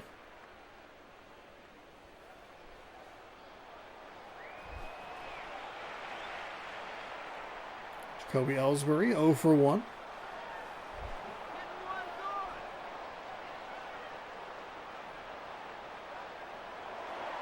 They're going to put the runner in motion. It is swung on. The throw is down in time for out number 1. So some aggressive base running between these two teams.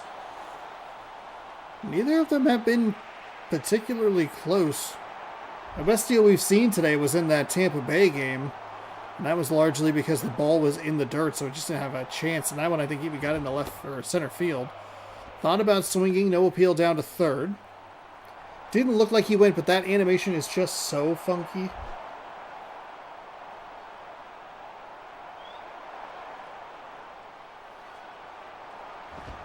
That's low for a ball.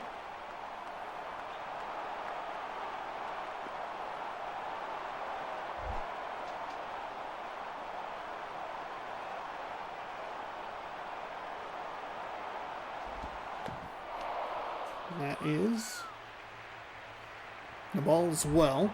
2-2.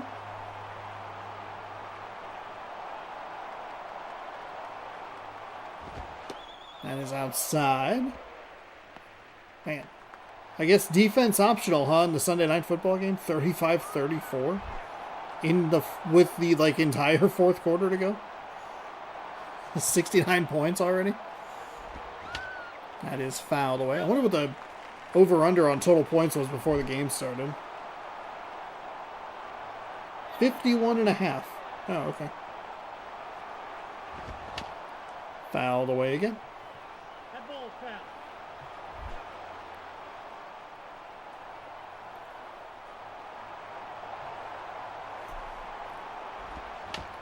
It's fouled away again.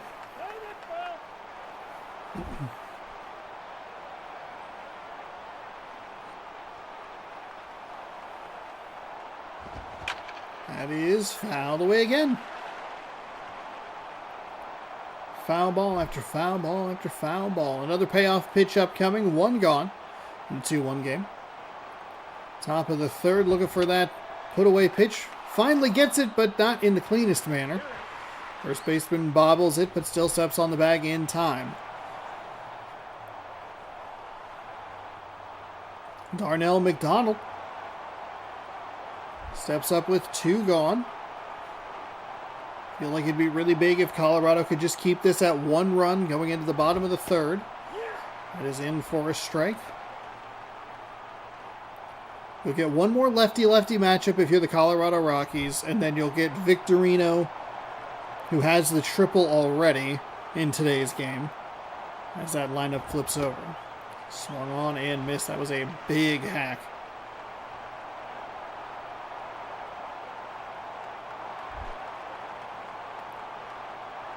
So 0-2 with 2 outs. That is going to get away from the catcher.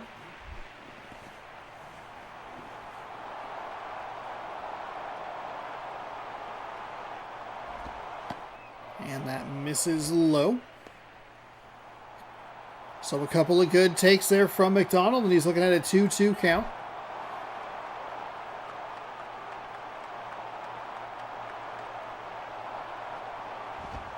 That stays high and outside. What in the world?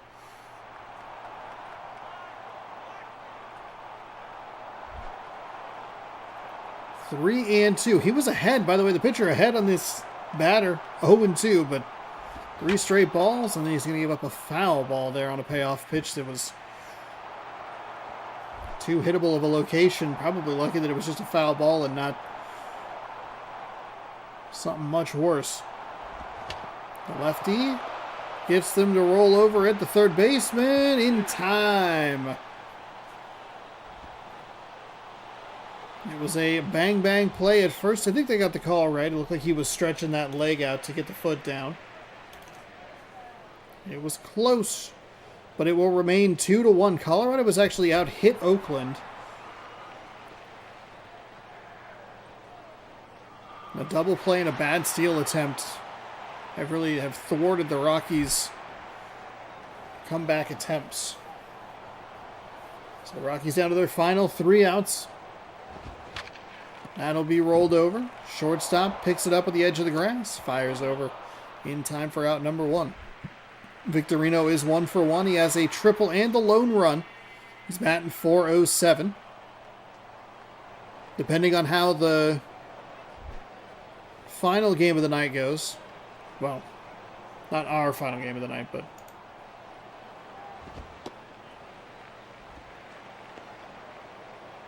we'll always applaud the real-life camera men who follow the ball so dang good on the bat. Yeah.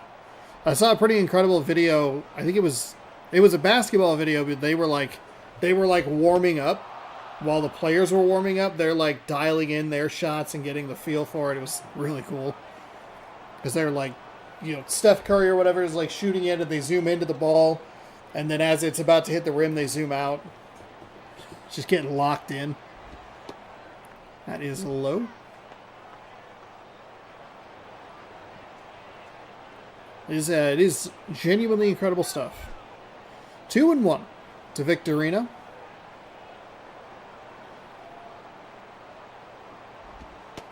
That is an interesting location for a take from Victorino. It's 2-2 now.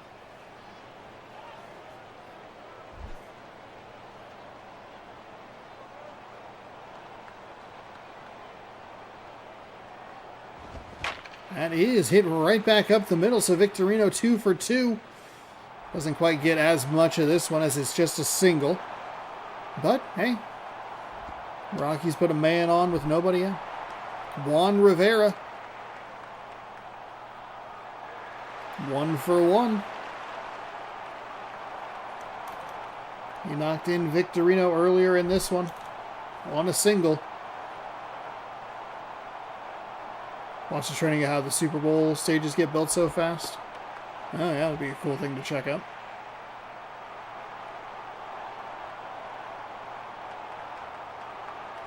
I should check that out. So that pitch misses low. It's 1-0. The runner on first. They're putting him in motion. Victorino again swipes. Or not again. I'm thinking of Franklin Gutierrez. That's one of the better swipe attempts we've seen. Stolen easily. It was the right one to go on. Catcher didn't have much of a chance. That pitch misses inside.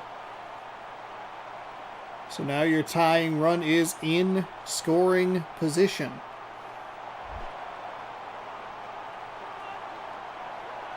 .3-0. This has got to be a hands off the controller.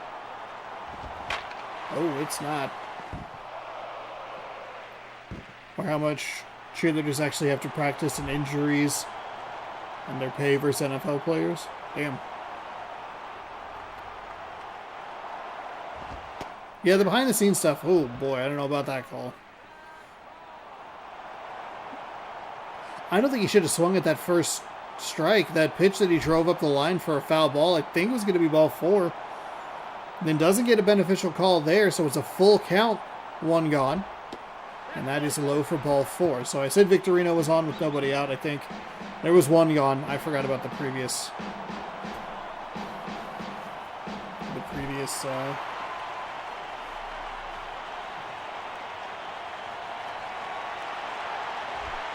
the left-handed batter was what I was trying to say.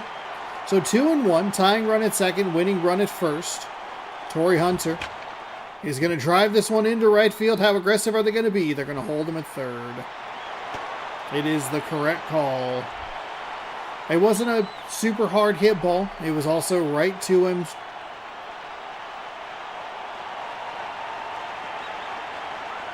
You cannot possibly have out number 2 at home plate.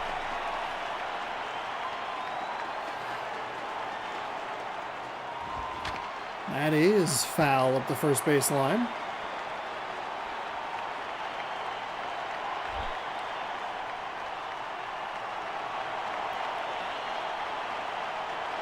Here comes the 0-1. That is in for a ball.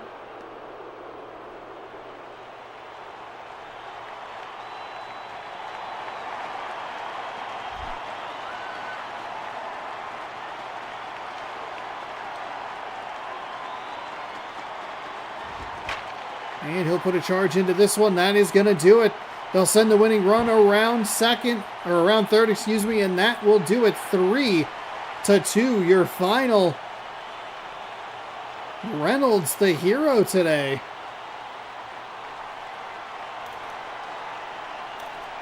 Wow. So a couple back-to-back walk-off games.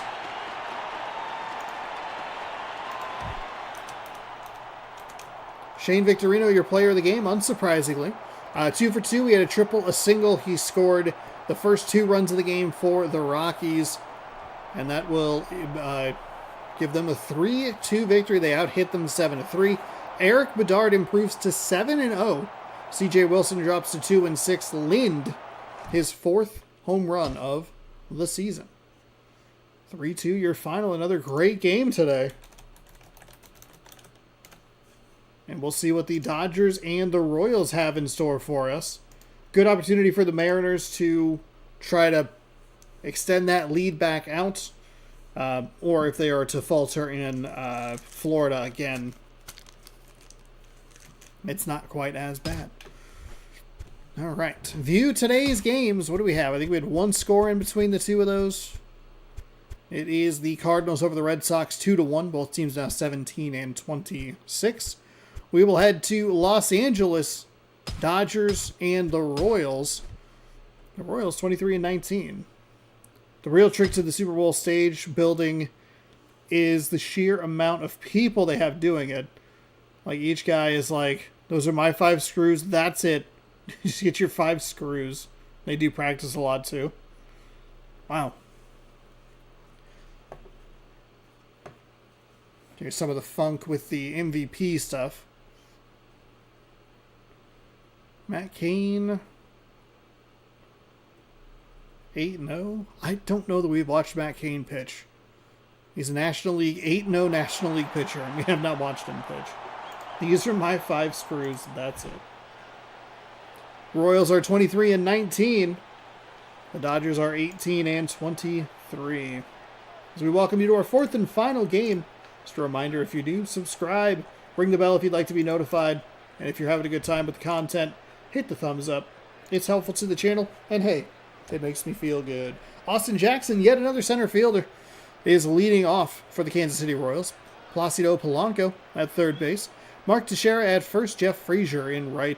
Brian McCann is the catcher. Alexi Ramirez, the shortstop. Josh Willingham in left field. Second baseman is Neil Walker. Designated hitter Alex Gonzalez.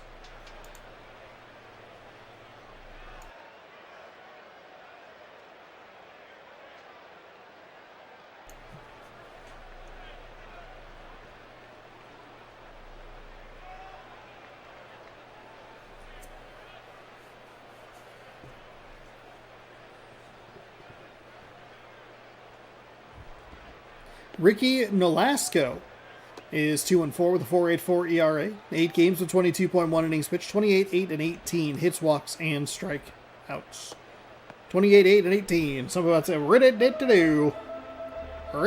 do. That's why they have the extra week off between the game and the conference championships and the Super Bowl. It's just so they could practice the stage setup. Austin Jackson.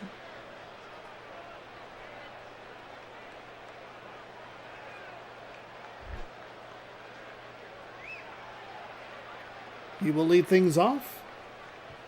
We've seen a lot of right-handed pitchers today. And it'll be a 1 pitch, 1 swing, 1 out start for the Kansas City Royals. That's been also a rarer occurrence. It'll bring up Placido Polanco. The Royals with a nice blue jersey and a little bit of a mismatched blue hat. Got a little bit of that Vikings before they switched to the matte coloring. Speaking of football, we have 2 winner-take-all games next week already. That's exciting. And could be a 3rd in the NFC West, as that is... He gets under it. And that is an out.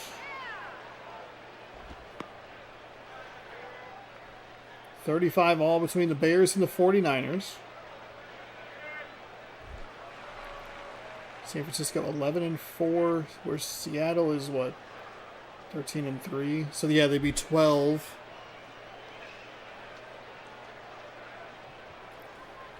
And 4.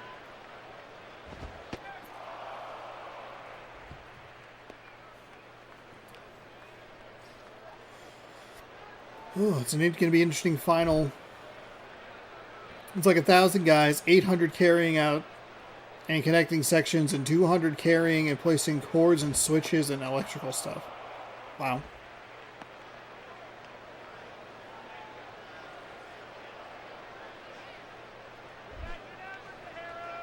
Two and oh.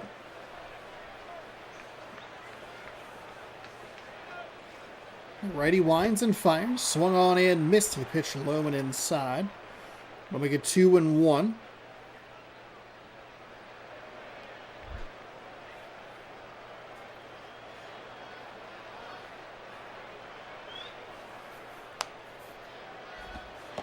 Ooh, that is a strike. That's a... Looks like a bit of a dangerous pitch there, but he gets away with one to Teixeira. We have seen crush some pitches this season. 2-2, 2 outs here in the top of the first. Swung on and missed. They practiced for months, not just a week before the Super Bowl. Damn. Is it the same group of people, or do they switch out?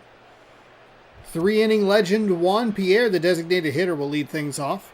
Carlos Beltran in center field. Ryan Braun in left. Adam Dunn at first. Michael Stanton in right. Ryan Dumet is at the catching position. Wilson Betabit at third. Gordon Beckham at second. Cliff Pennington is the shortstop.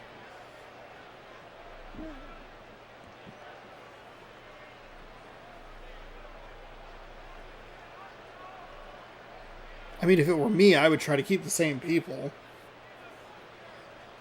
every time. Just, like, be, like, intimately familiar, especially with, like, the electrical stuff and the switches. Like, you need to be, like, locked in on what we are doing. Jeremy Guthrie, 4-2 with a 5.48 ERA. 8 games with 23 innings. 25, 10, and 14 hits, walks, and strikeouts. 35 hits and walks combined. Just 14 strikeouts. Not great.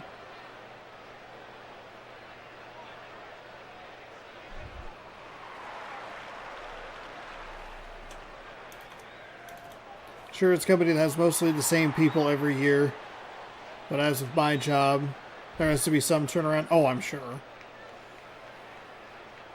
Practicing the same thing for months, I'm sure, wears on people, but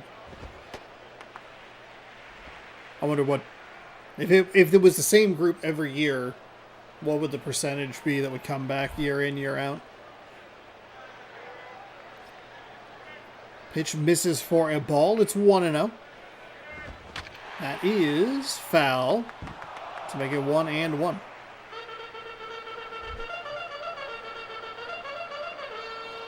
George. That'll be lifted into center field. It'll be a leadoff single for our 3-inning legend Juan Pierre from last year's Colorado Rockies series.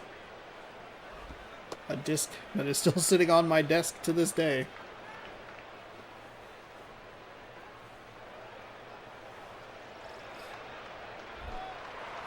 That'll bring up Carlos Beltran, 208 with 2 home runs, 7 RBI, no stolen bases.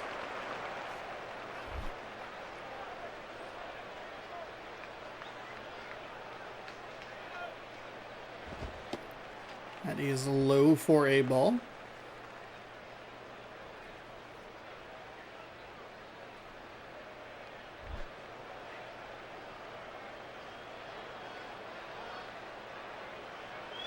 Here comes the 1-0. That's going to get the high outside corner for a strike.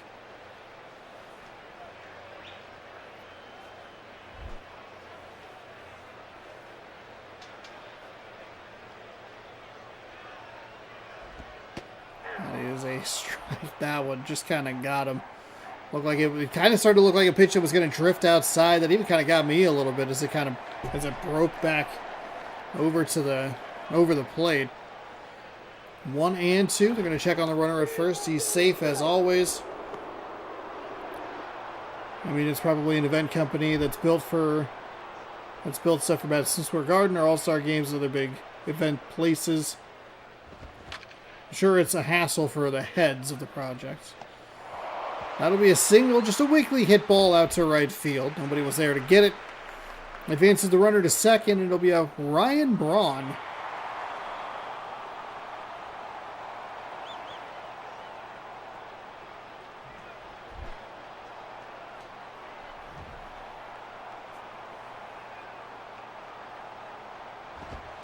That is low for a ball.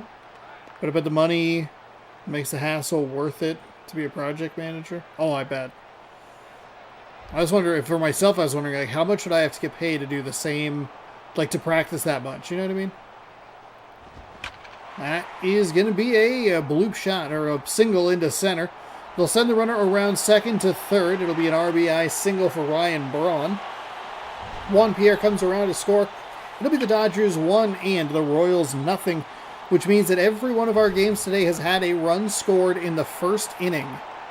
It was the Reds in Game 1, it was the Rays in Game 2, it was the Athletics in Game 3, and the Rockies in Game 3. And now the Dodgers here in Game number 4.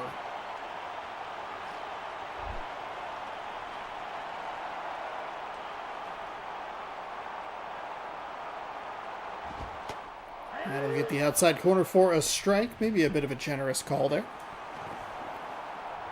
But it'll be 0-1.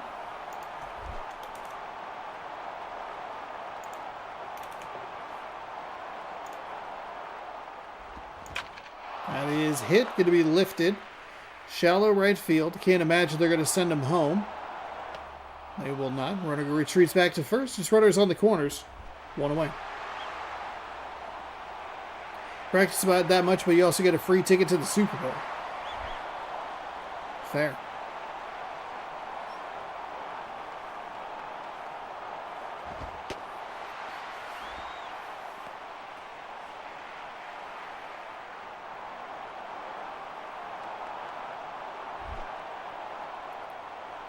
So 1 gone with a 1-0 lead. 2 runners on.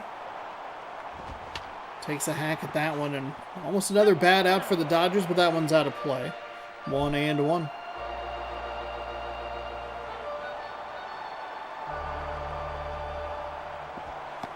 That is inside for a ball.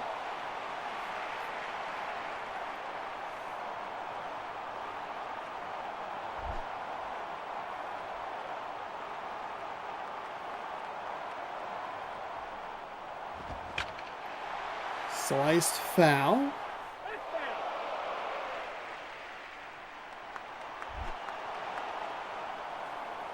Two and 2. That'll be rolled over. Third baseman scoops it, fires, and is it going to be in time? He is safe at first base. Safe. So the Dodgers score another run. That's a big run because it'll be Ryan Dumit coming up. Dumit? Everybody's favorite photo. 2-0 with 2 outs. Unfortunately, I couldn't hit start in time. I should have taken a look at that. Again, he's going to punish this into left field. That is going to be into the corner. They're going to get around second. Do they follow him around third? They do. Going to have a shot at the plate. It is not in time. Safe. Throw from the cutoff man came in a little bit high. I'm a little surprised they were as aggressive. I thought maybe they would turn him back at third base, but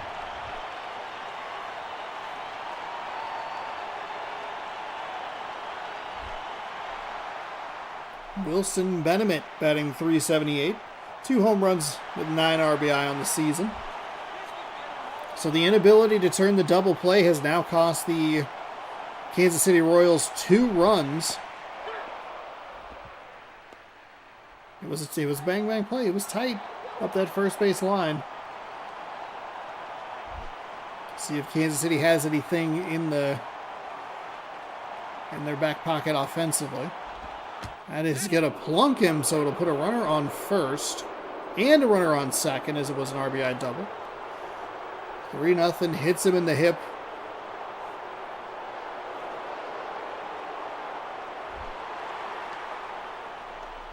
Gordon Beckham with a .391 average. No home runs, 4 RBI.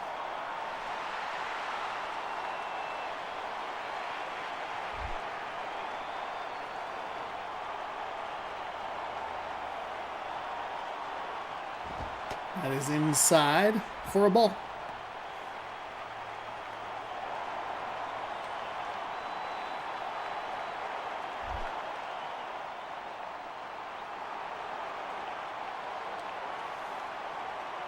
Pitcher winds, fires that one outside.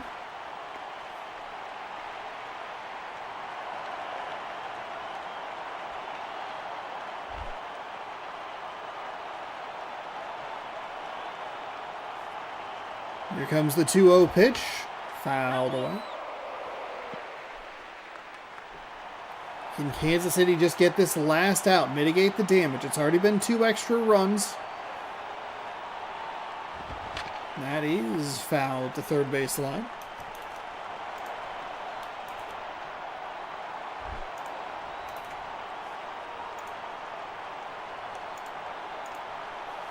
Pitch. Oh, that's going to get all the way to the backstop. That's going to be an easy advance for both runners. So now, 2 runners in scoring position. I hate the camera work on that so much.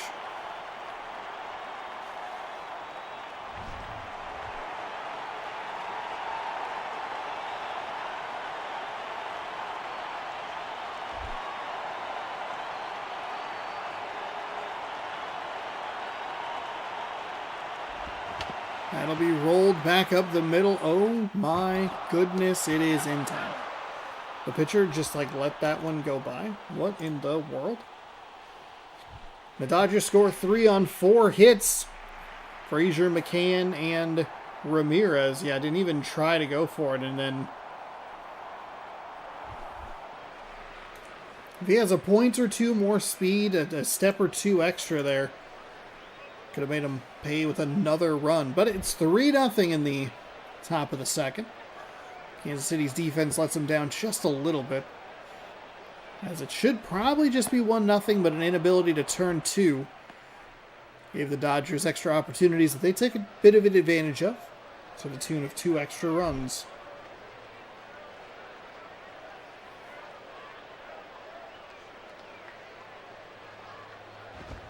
That is in for a strike. So it's 38-35 Bears over the 49ers.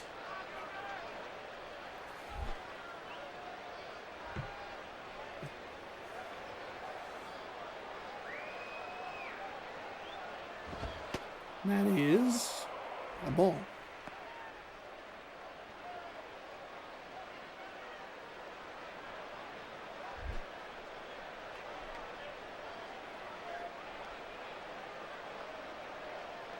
Ready, set, and ready. That'll be a hit. Shortstop picks it up cleanly. Short hops the first baseman, but plenty of time for that to get there. It's a nice play. It's a little scoop and grab.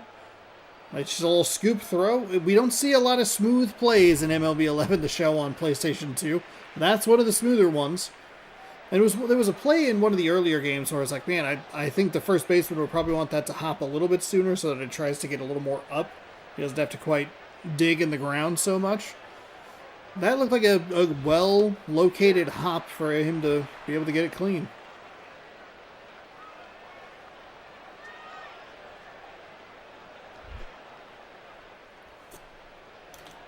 Still 3-0 here.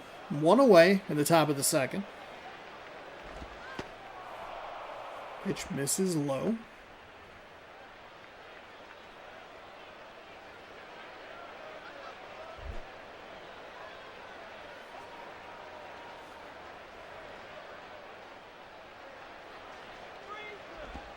That is low as well.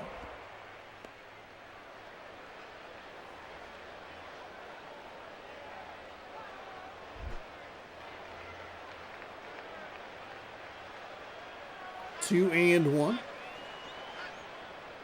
Here comes the pitch. That gets the high outside corner for a strike. 2-2.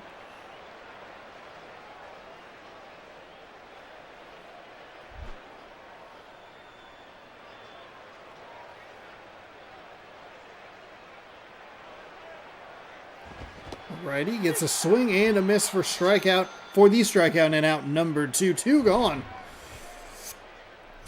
As that was right on the bottom of the zone early on the 91 mile an hour four-seam fastball.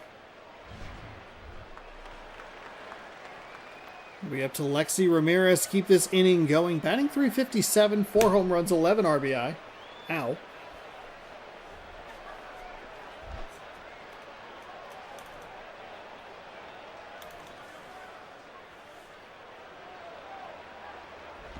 That is inside for a ball.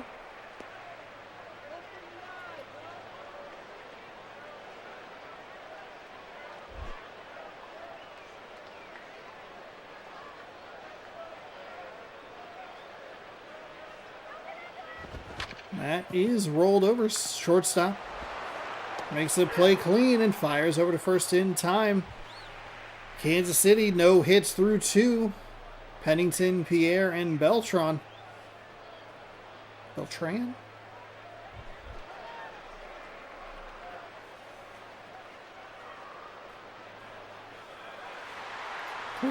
Cliff Pennington. Oh, God. Voice. Cliff Pennington. It's going to get things let off for you guys. He'll get things going. That is in for a strike.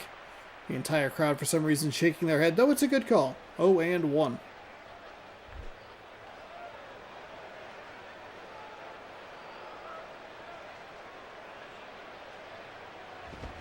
That is hit right back up the middle. It'll be a single into center field. The Dodgers pick up another hit.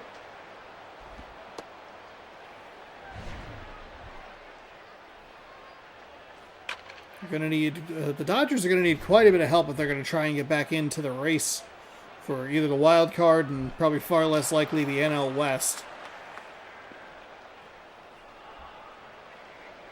It does not feel like any of the other teams have done a good job at making a run. The Rockies were out to such a good start earlier in the season, but they haven't been quite as dominant lately. That pitch is low. The runner is safe at second. But neither the Dodgers or the Giants, the Diamondbacks, or the other team that's there, the Padres, have been able to make a run at first place and make it a, consistent run. Close that gap. It's 1-1, a runner in scoring position with nobody gone here in the bottom of the second. 3-0 Dodgers. That is a nice hit on a curveball that was just a little too far up. Gets into left field. The throw is into home, but they hold the runner at third. So it'll be runners on the corners, and there's that. Yes, that is. It's our guy. It's our man, our god, our legend, Juan Pierre. I didn't really mean to say god. I just meant to go with legend. The 3-inning legend, Juan Pierre. That'll bring up Beltran.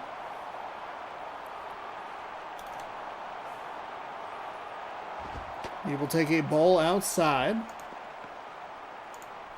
He's 1 for 1 with a single. He has also scored a run.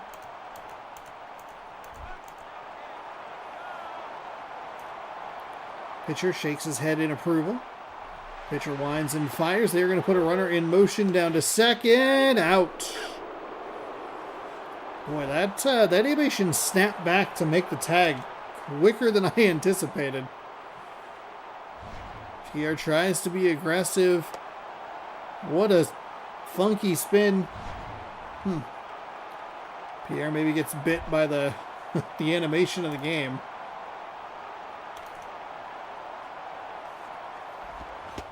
Swung on and missed, so maybe a little too aggressive for the Dodgers, maybe feeling themselves a little bit. I get you want to probably put Pierre on in motion. I think he already had the steal in the first inning. Here comes the righty. That one's in the dirt. No one's going anywhere.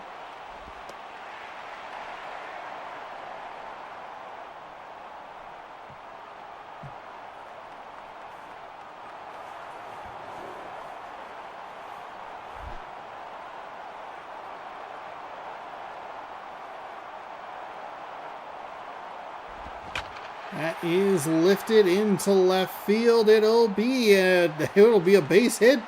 Runner is going to second. He will hold there. It is an RBI double. So it'll be 4-0 Dodgers. San Francisco, by the way, has retaken the lead. 42-38.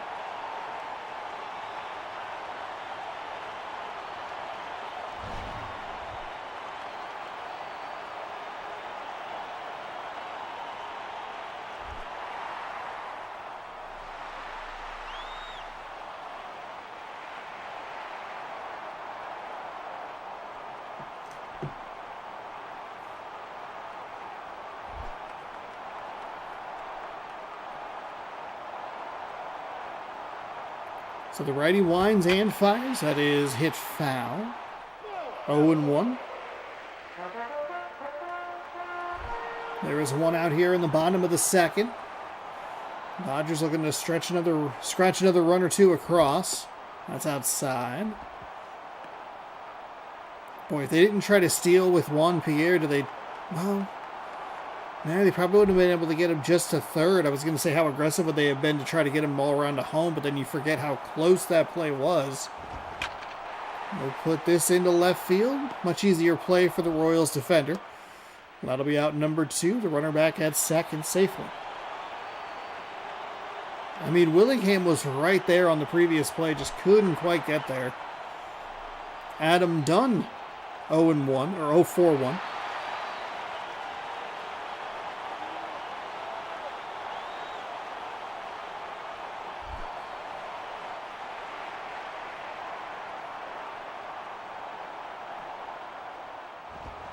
Swung on and missed.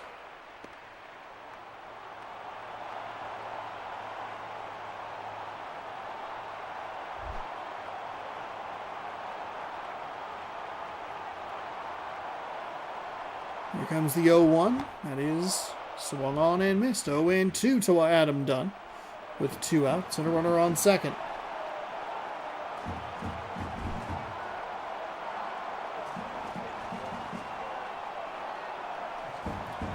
Right-hander winds and fires. That's inside for a ball.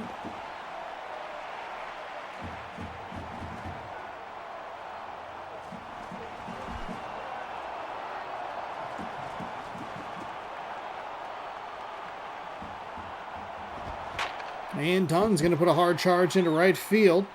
Real life Adam Dunn. Oh, they'll send him back to third. Personification of the 3 true outcomes.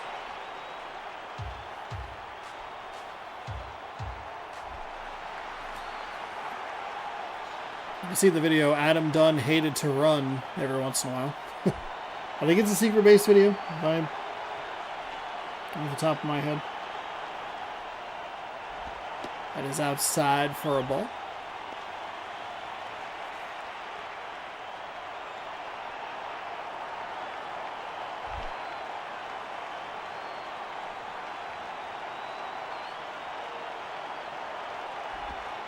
That is inside for a ball.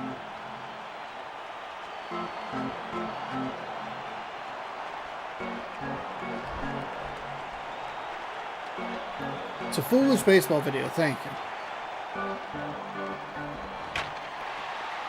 Big swing but driven foul up the first base line.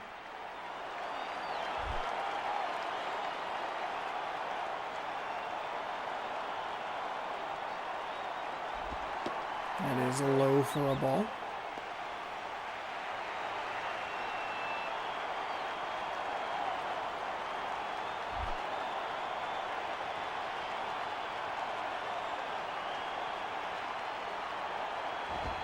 That is high for a ball, so they will walk. The base is loaded now. And the Kansas City Royals will head to the bullpen. They'll bring in Jim Johnson, 15 games, a 3-2 record. 2 saves, a 2.79 ERA, 9.2 innings pitched, 2 walks, 4 strikeouts.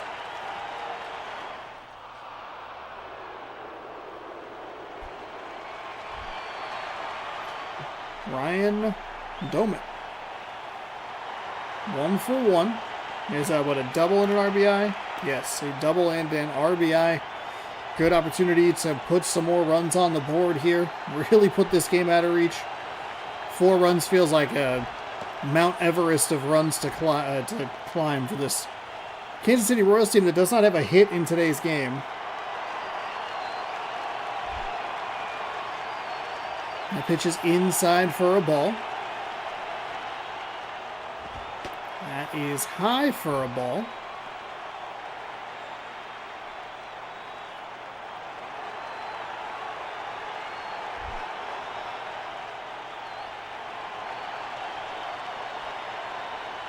The righty winds and fires. He'll take a strike. 2-1.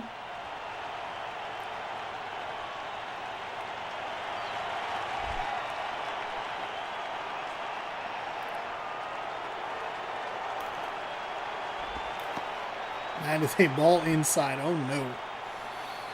They went to the bullpen to hope that they could hold this to just a 4-run deficit. Instead, he is in danger of walking in a run. It is 3-1. 2 outs. Oh, foul up the first base line. Right off somebody's forehead. Payoff pitch upcoming. Pitcher is set. He winds and fires. It's a foul ball. So we'll take a look at another payoff pitch.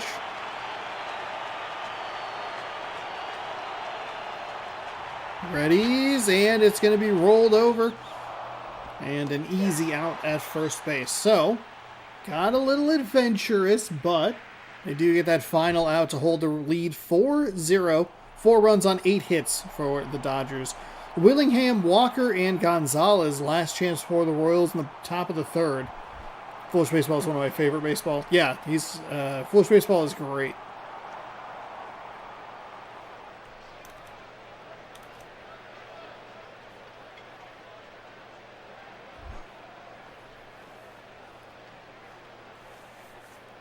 Top of the 3rd. So here we go. The Royals do not have a hit in this one. I was trying to figure out. Crowd, I guess, was just really quiet. It was weird because there was no change in volume with the crowd, even though they all stood up and cheered. Like, is that me? Is the game broken? Oh, boy. Oh, boy. I jinxed it. That's a home run. It's a solo shot to open up the top of the 3rd. Just gets past that railing in left field.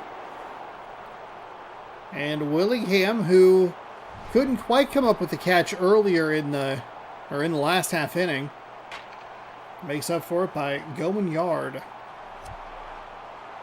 392 majestic feet.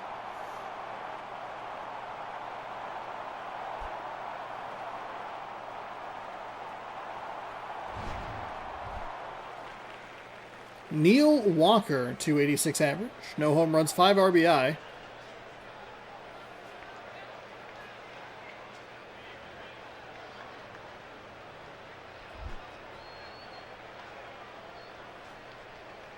Nods his head in approval. Readies and fires.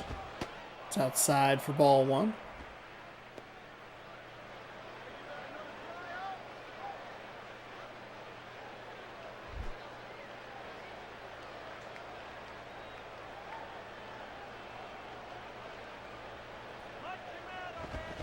Swung on and missed.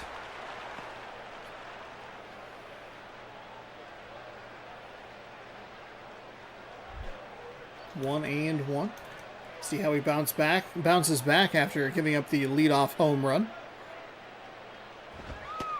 That is in for a strike.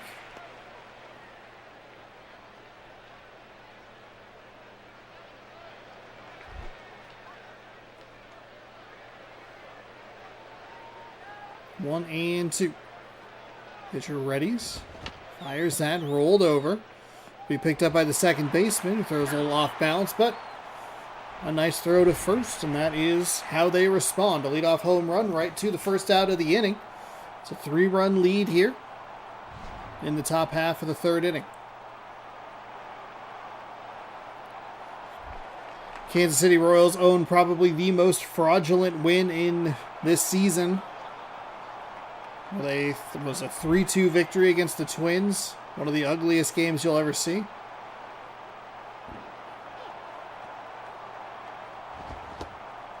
There's a big swing and a miss. 8-inning monstrosity.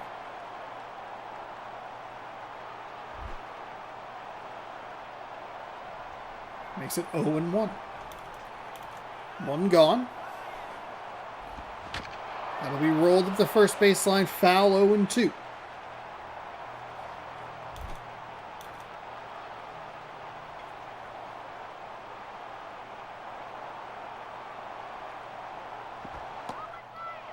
Curveball. Can't quite get the edge.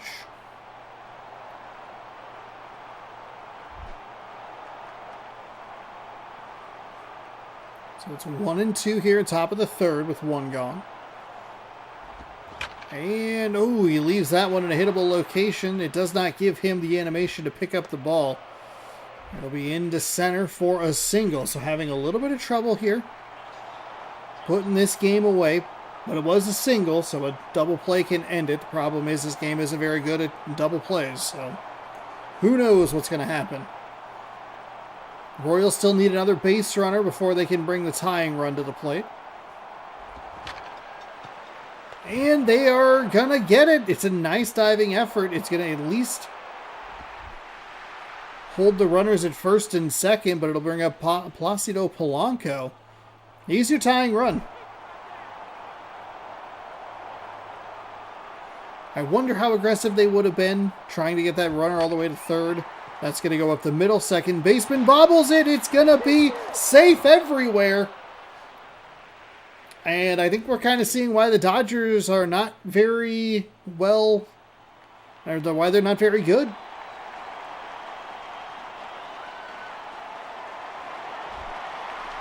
Mark Teixeira. Oh my goodness. Mark Teixeira coming up. He would give them the lead. And he doesn't get the call. It's just a little low.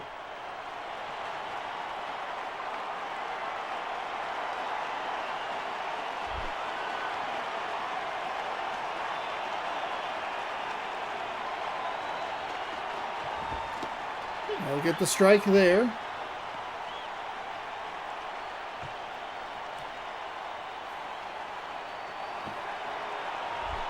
Here comes the 1-1 pitch.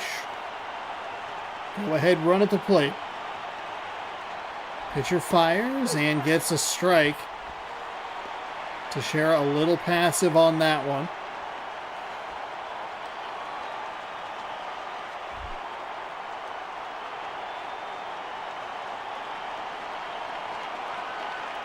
The righty winds, fires that one high for a ball.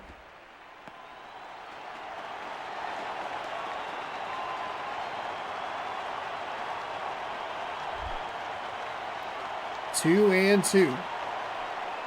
Just one out here. The Dodgers couldn't get anything on the last. Oh boy. Backs Teixeira off the plate a little bit. The Dodgers couldn't come up with a single out on the last ground ball. It was bobbled at the worst possible time.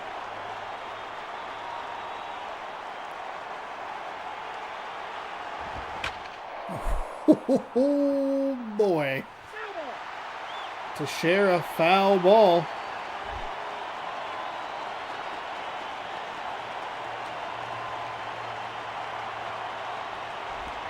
And he'll roll this one over.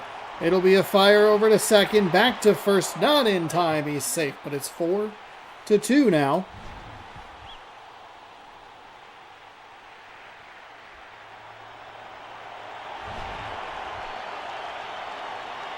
I kind of like that play from, I think it's Beckham that we were looking at there.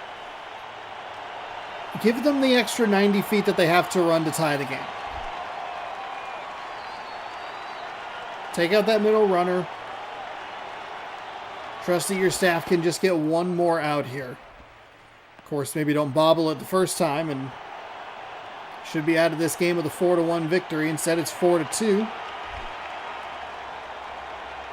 2 gone. The pitch stays high, so it's a 1-0 count. That one's way inside. Oh, can't believe that did not hit him. That would have loaded the bases right back up.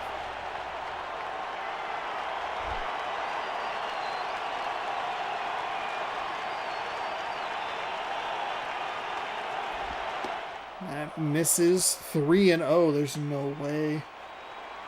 I mean, he won't walk in a run. There, I guess technically there is a free base to work with, so you just don't want to see a 4-pitch walk. Here comes the 3-0. Oh, they're going to give him... Wow. The one time I didn't say it, the game doesn't do it. Usually when it's 3-0, the zone expands just a little bit. That's a strike. Oh my goodness. That was way closer than I thought it was going to be. So the tying run at second, the go-ahead run at first. What can Brian McCann do here?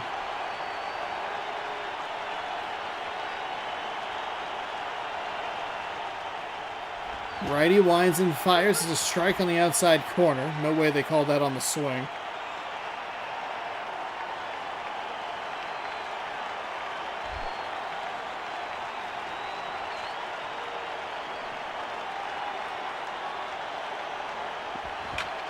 That is a hit. It's gonna be in time. He was so slow getting up the first base line. Oh my goodness. What a play by the covering second baseman. Whoa. I didn't think he was going to have it. I thought it was going to at least make sure that it was only one run that scored, but I was incorrect. That will do it. 4-2 your final. Kansas City made it exciting at the end, and the Dodgers really needed those extra runs. Or that one extra run that they got. Willingham has got to be kicking himself. He makes up for it at least a little bit with the leadoff home run in the bottom, or the top half of the third, but if he could have gotten that out, I think they still would have lost, so I don't know. Carlos Beltran, 2 for 2 with a double and an RBI. Ricky Nolasco improves to 3-4. Jeremy Guthrie falls to 4-3. Willingham's 4th home run of the season, and that will do it. 4-2 your final. Dodgers over the Royals here from Los Angeles. Looks like we have a final score, by the way. It's 42-38. San Francisco over Chicago. So 3 winner-take-all games next week, which is interesting. NFC South, AFC North, and the NFC West, I believe, is a winner-take-all. All right, let's go ahead and back out. We'll just pop a quick save just in case. Again, save me from myself. That way, in case I do something incorrect. But thank you, everybody, for hanging out with me on this Sunday evening. I'll be back tomorrow at 6 p.m. Pacific time with more baseball. We'll have 4 more games. And then Tuesday is my birthday. We'll be here 6 p.m. Only 3 games on that day, because that is all there is to pick from. So we'll be back then.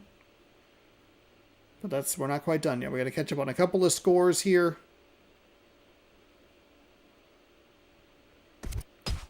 And we will do that right now. Schedule. Sim to date. Oh, Mariners lose again. Have a great night. See you tomorrow. Thanks for being here. View today's games. So, where did we leave off here? We left off Astros over the Angels 2-0. That's good news for the Mariners. 4-2 Dodgers over the Royals, and the Marlins beat the Mariners 2-0. And that is all. Thank you, I appreciate it. That is all that is written for today. One more batch of these games tomorrow, and that will do it. We'll go ahead and go down here and save. And that way you can see it. That way you know I'm not playing any trickeration on you, thinking, oh, the Mariners are 82-0.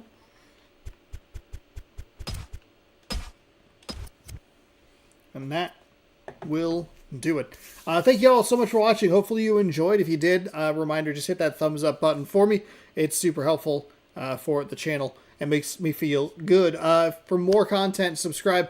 Ring the bell. You'll be notified when I post new videos. Got a video going up tomorrow at 7 a.m. I missed a demo during the ID at Xbox Indie Selects Winter Demo Fest, so I checked that out for a little bit. And then we'll be back, like I said, tomorrow at 6 p.m. for more content. Special video on Tuesday, so check that out if you want.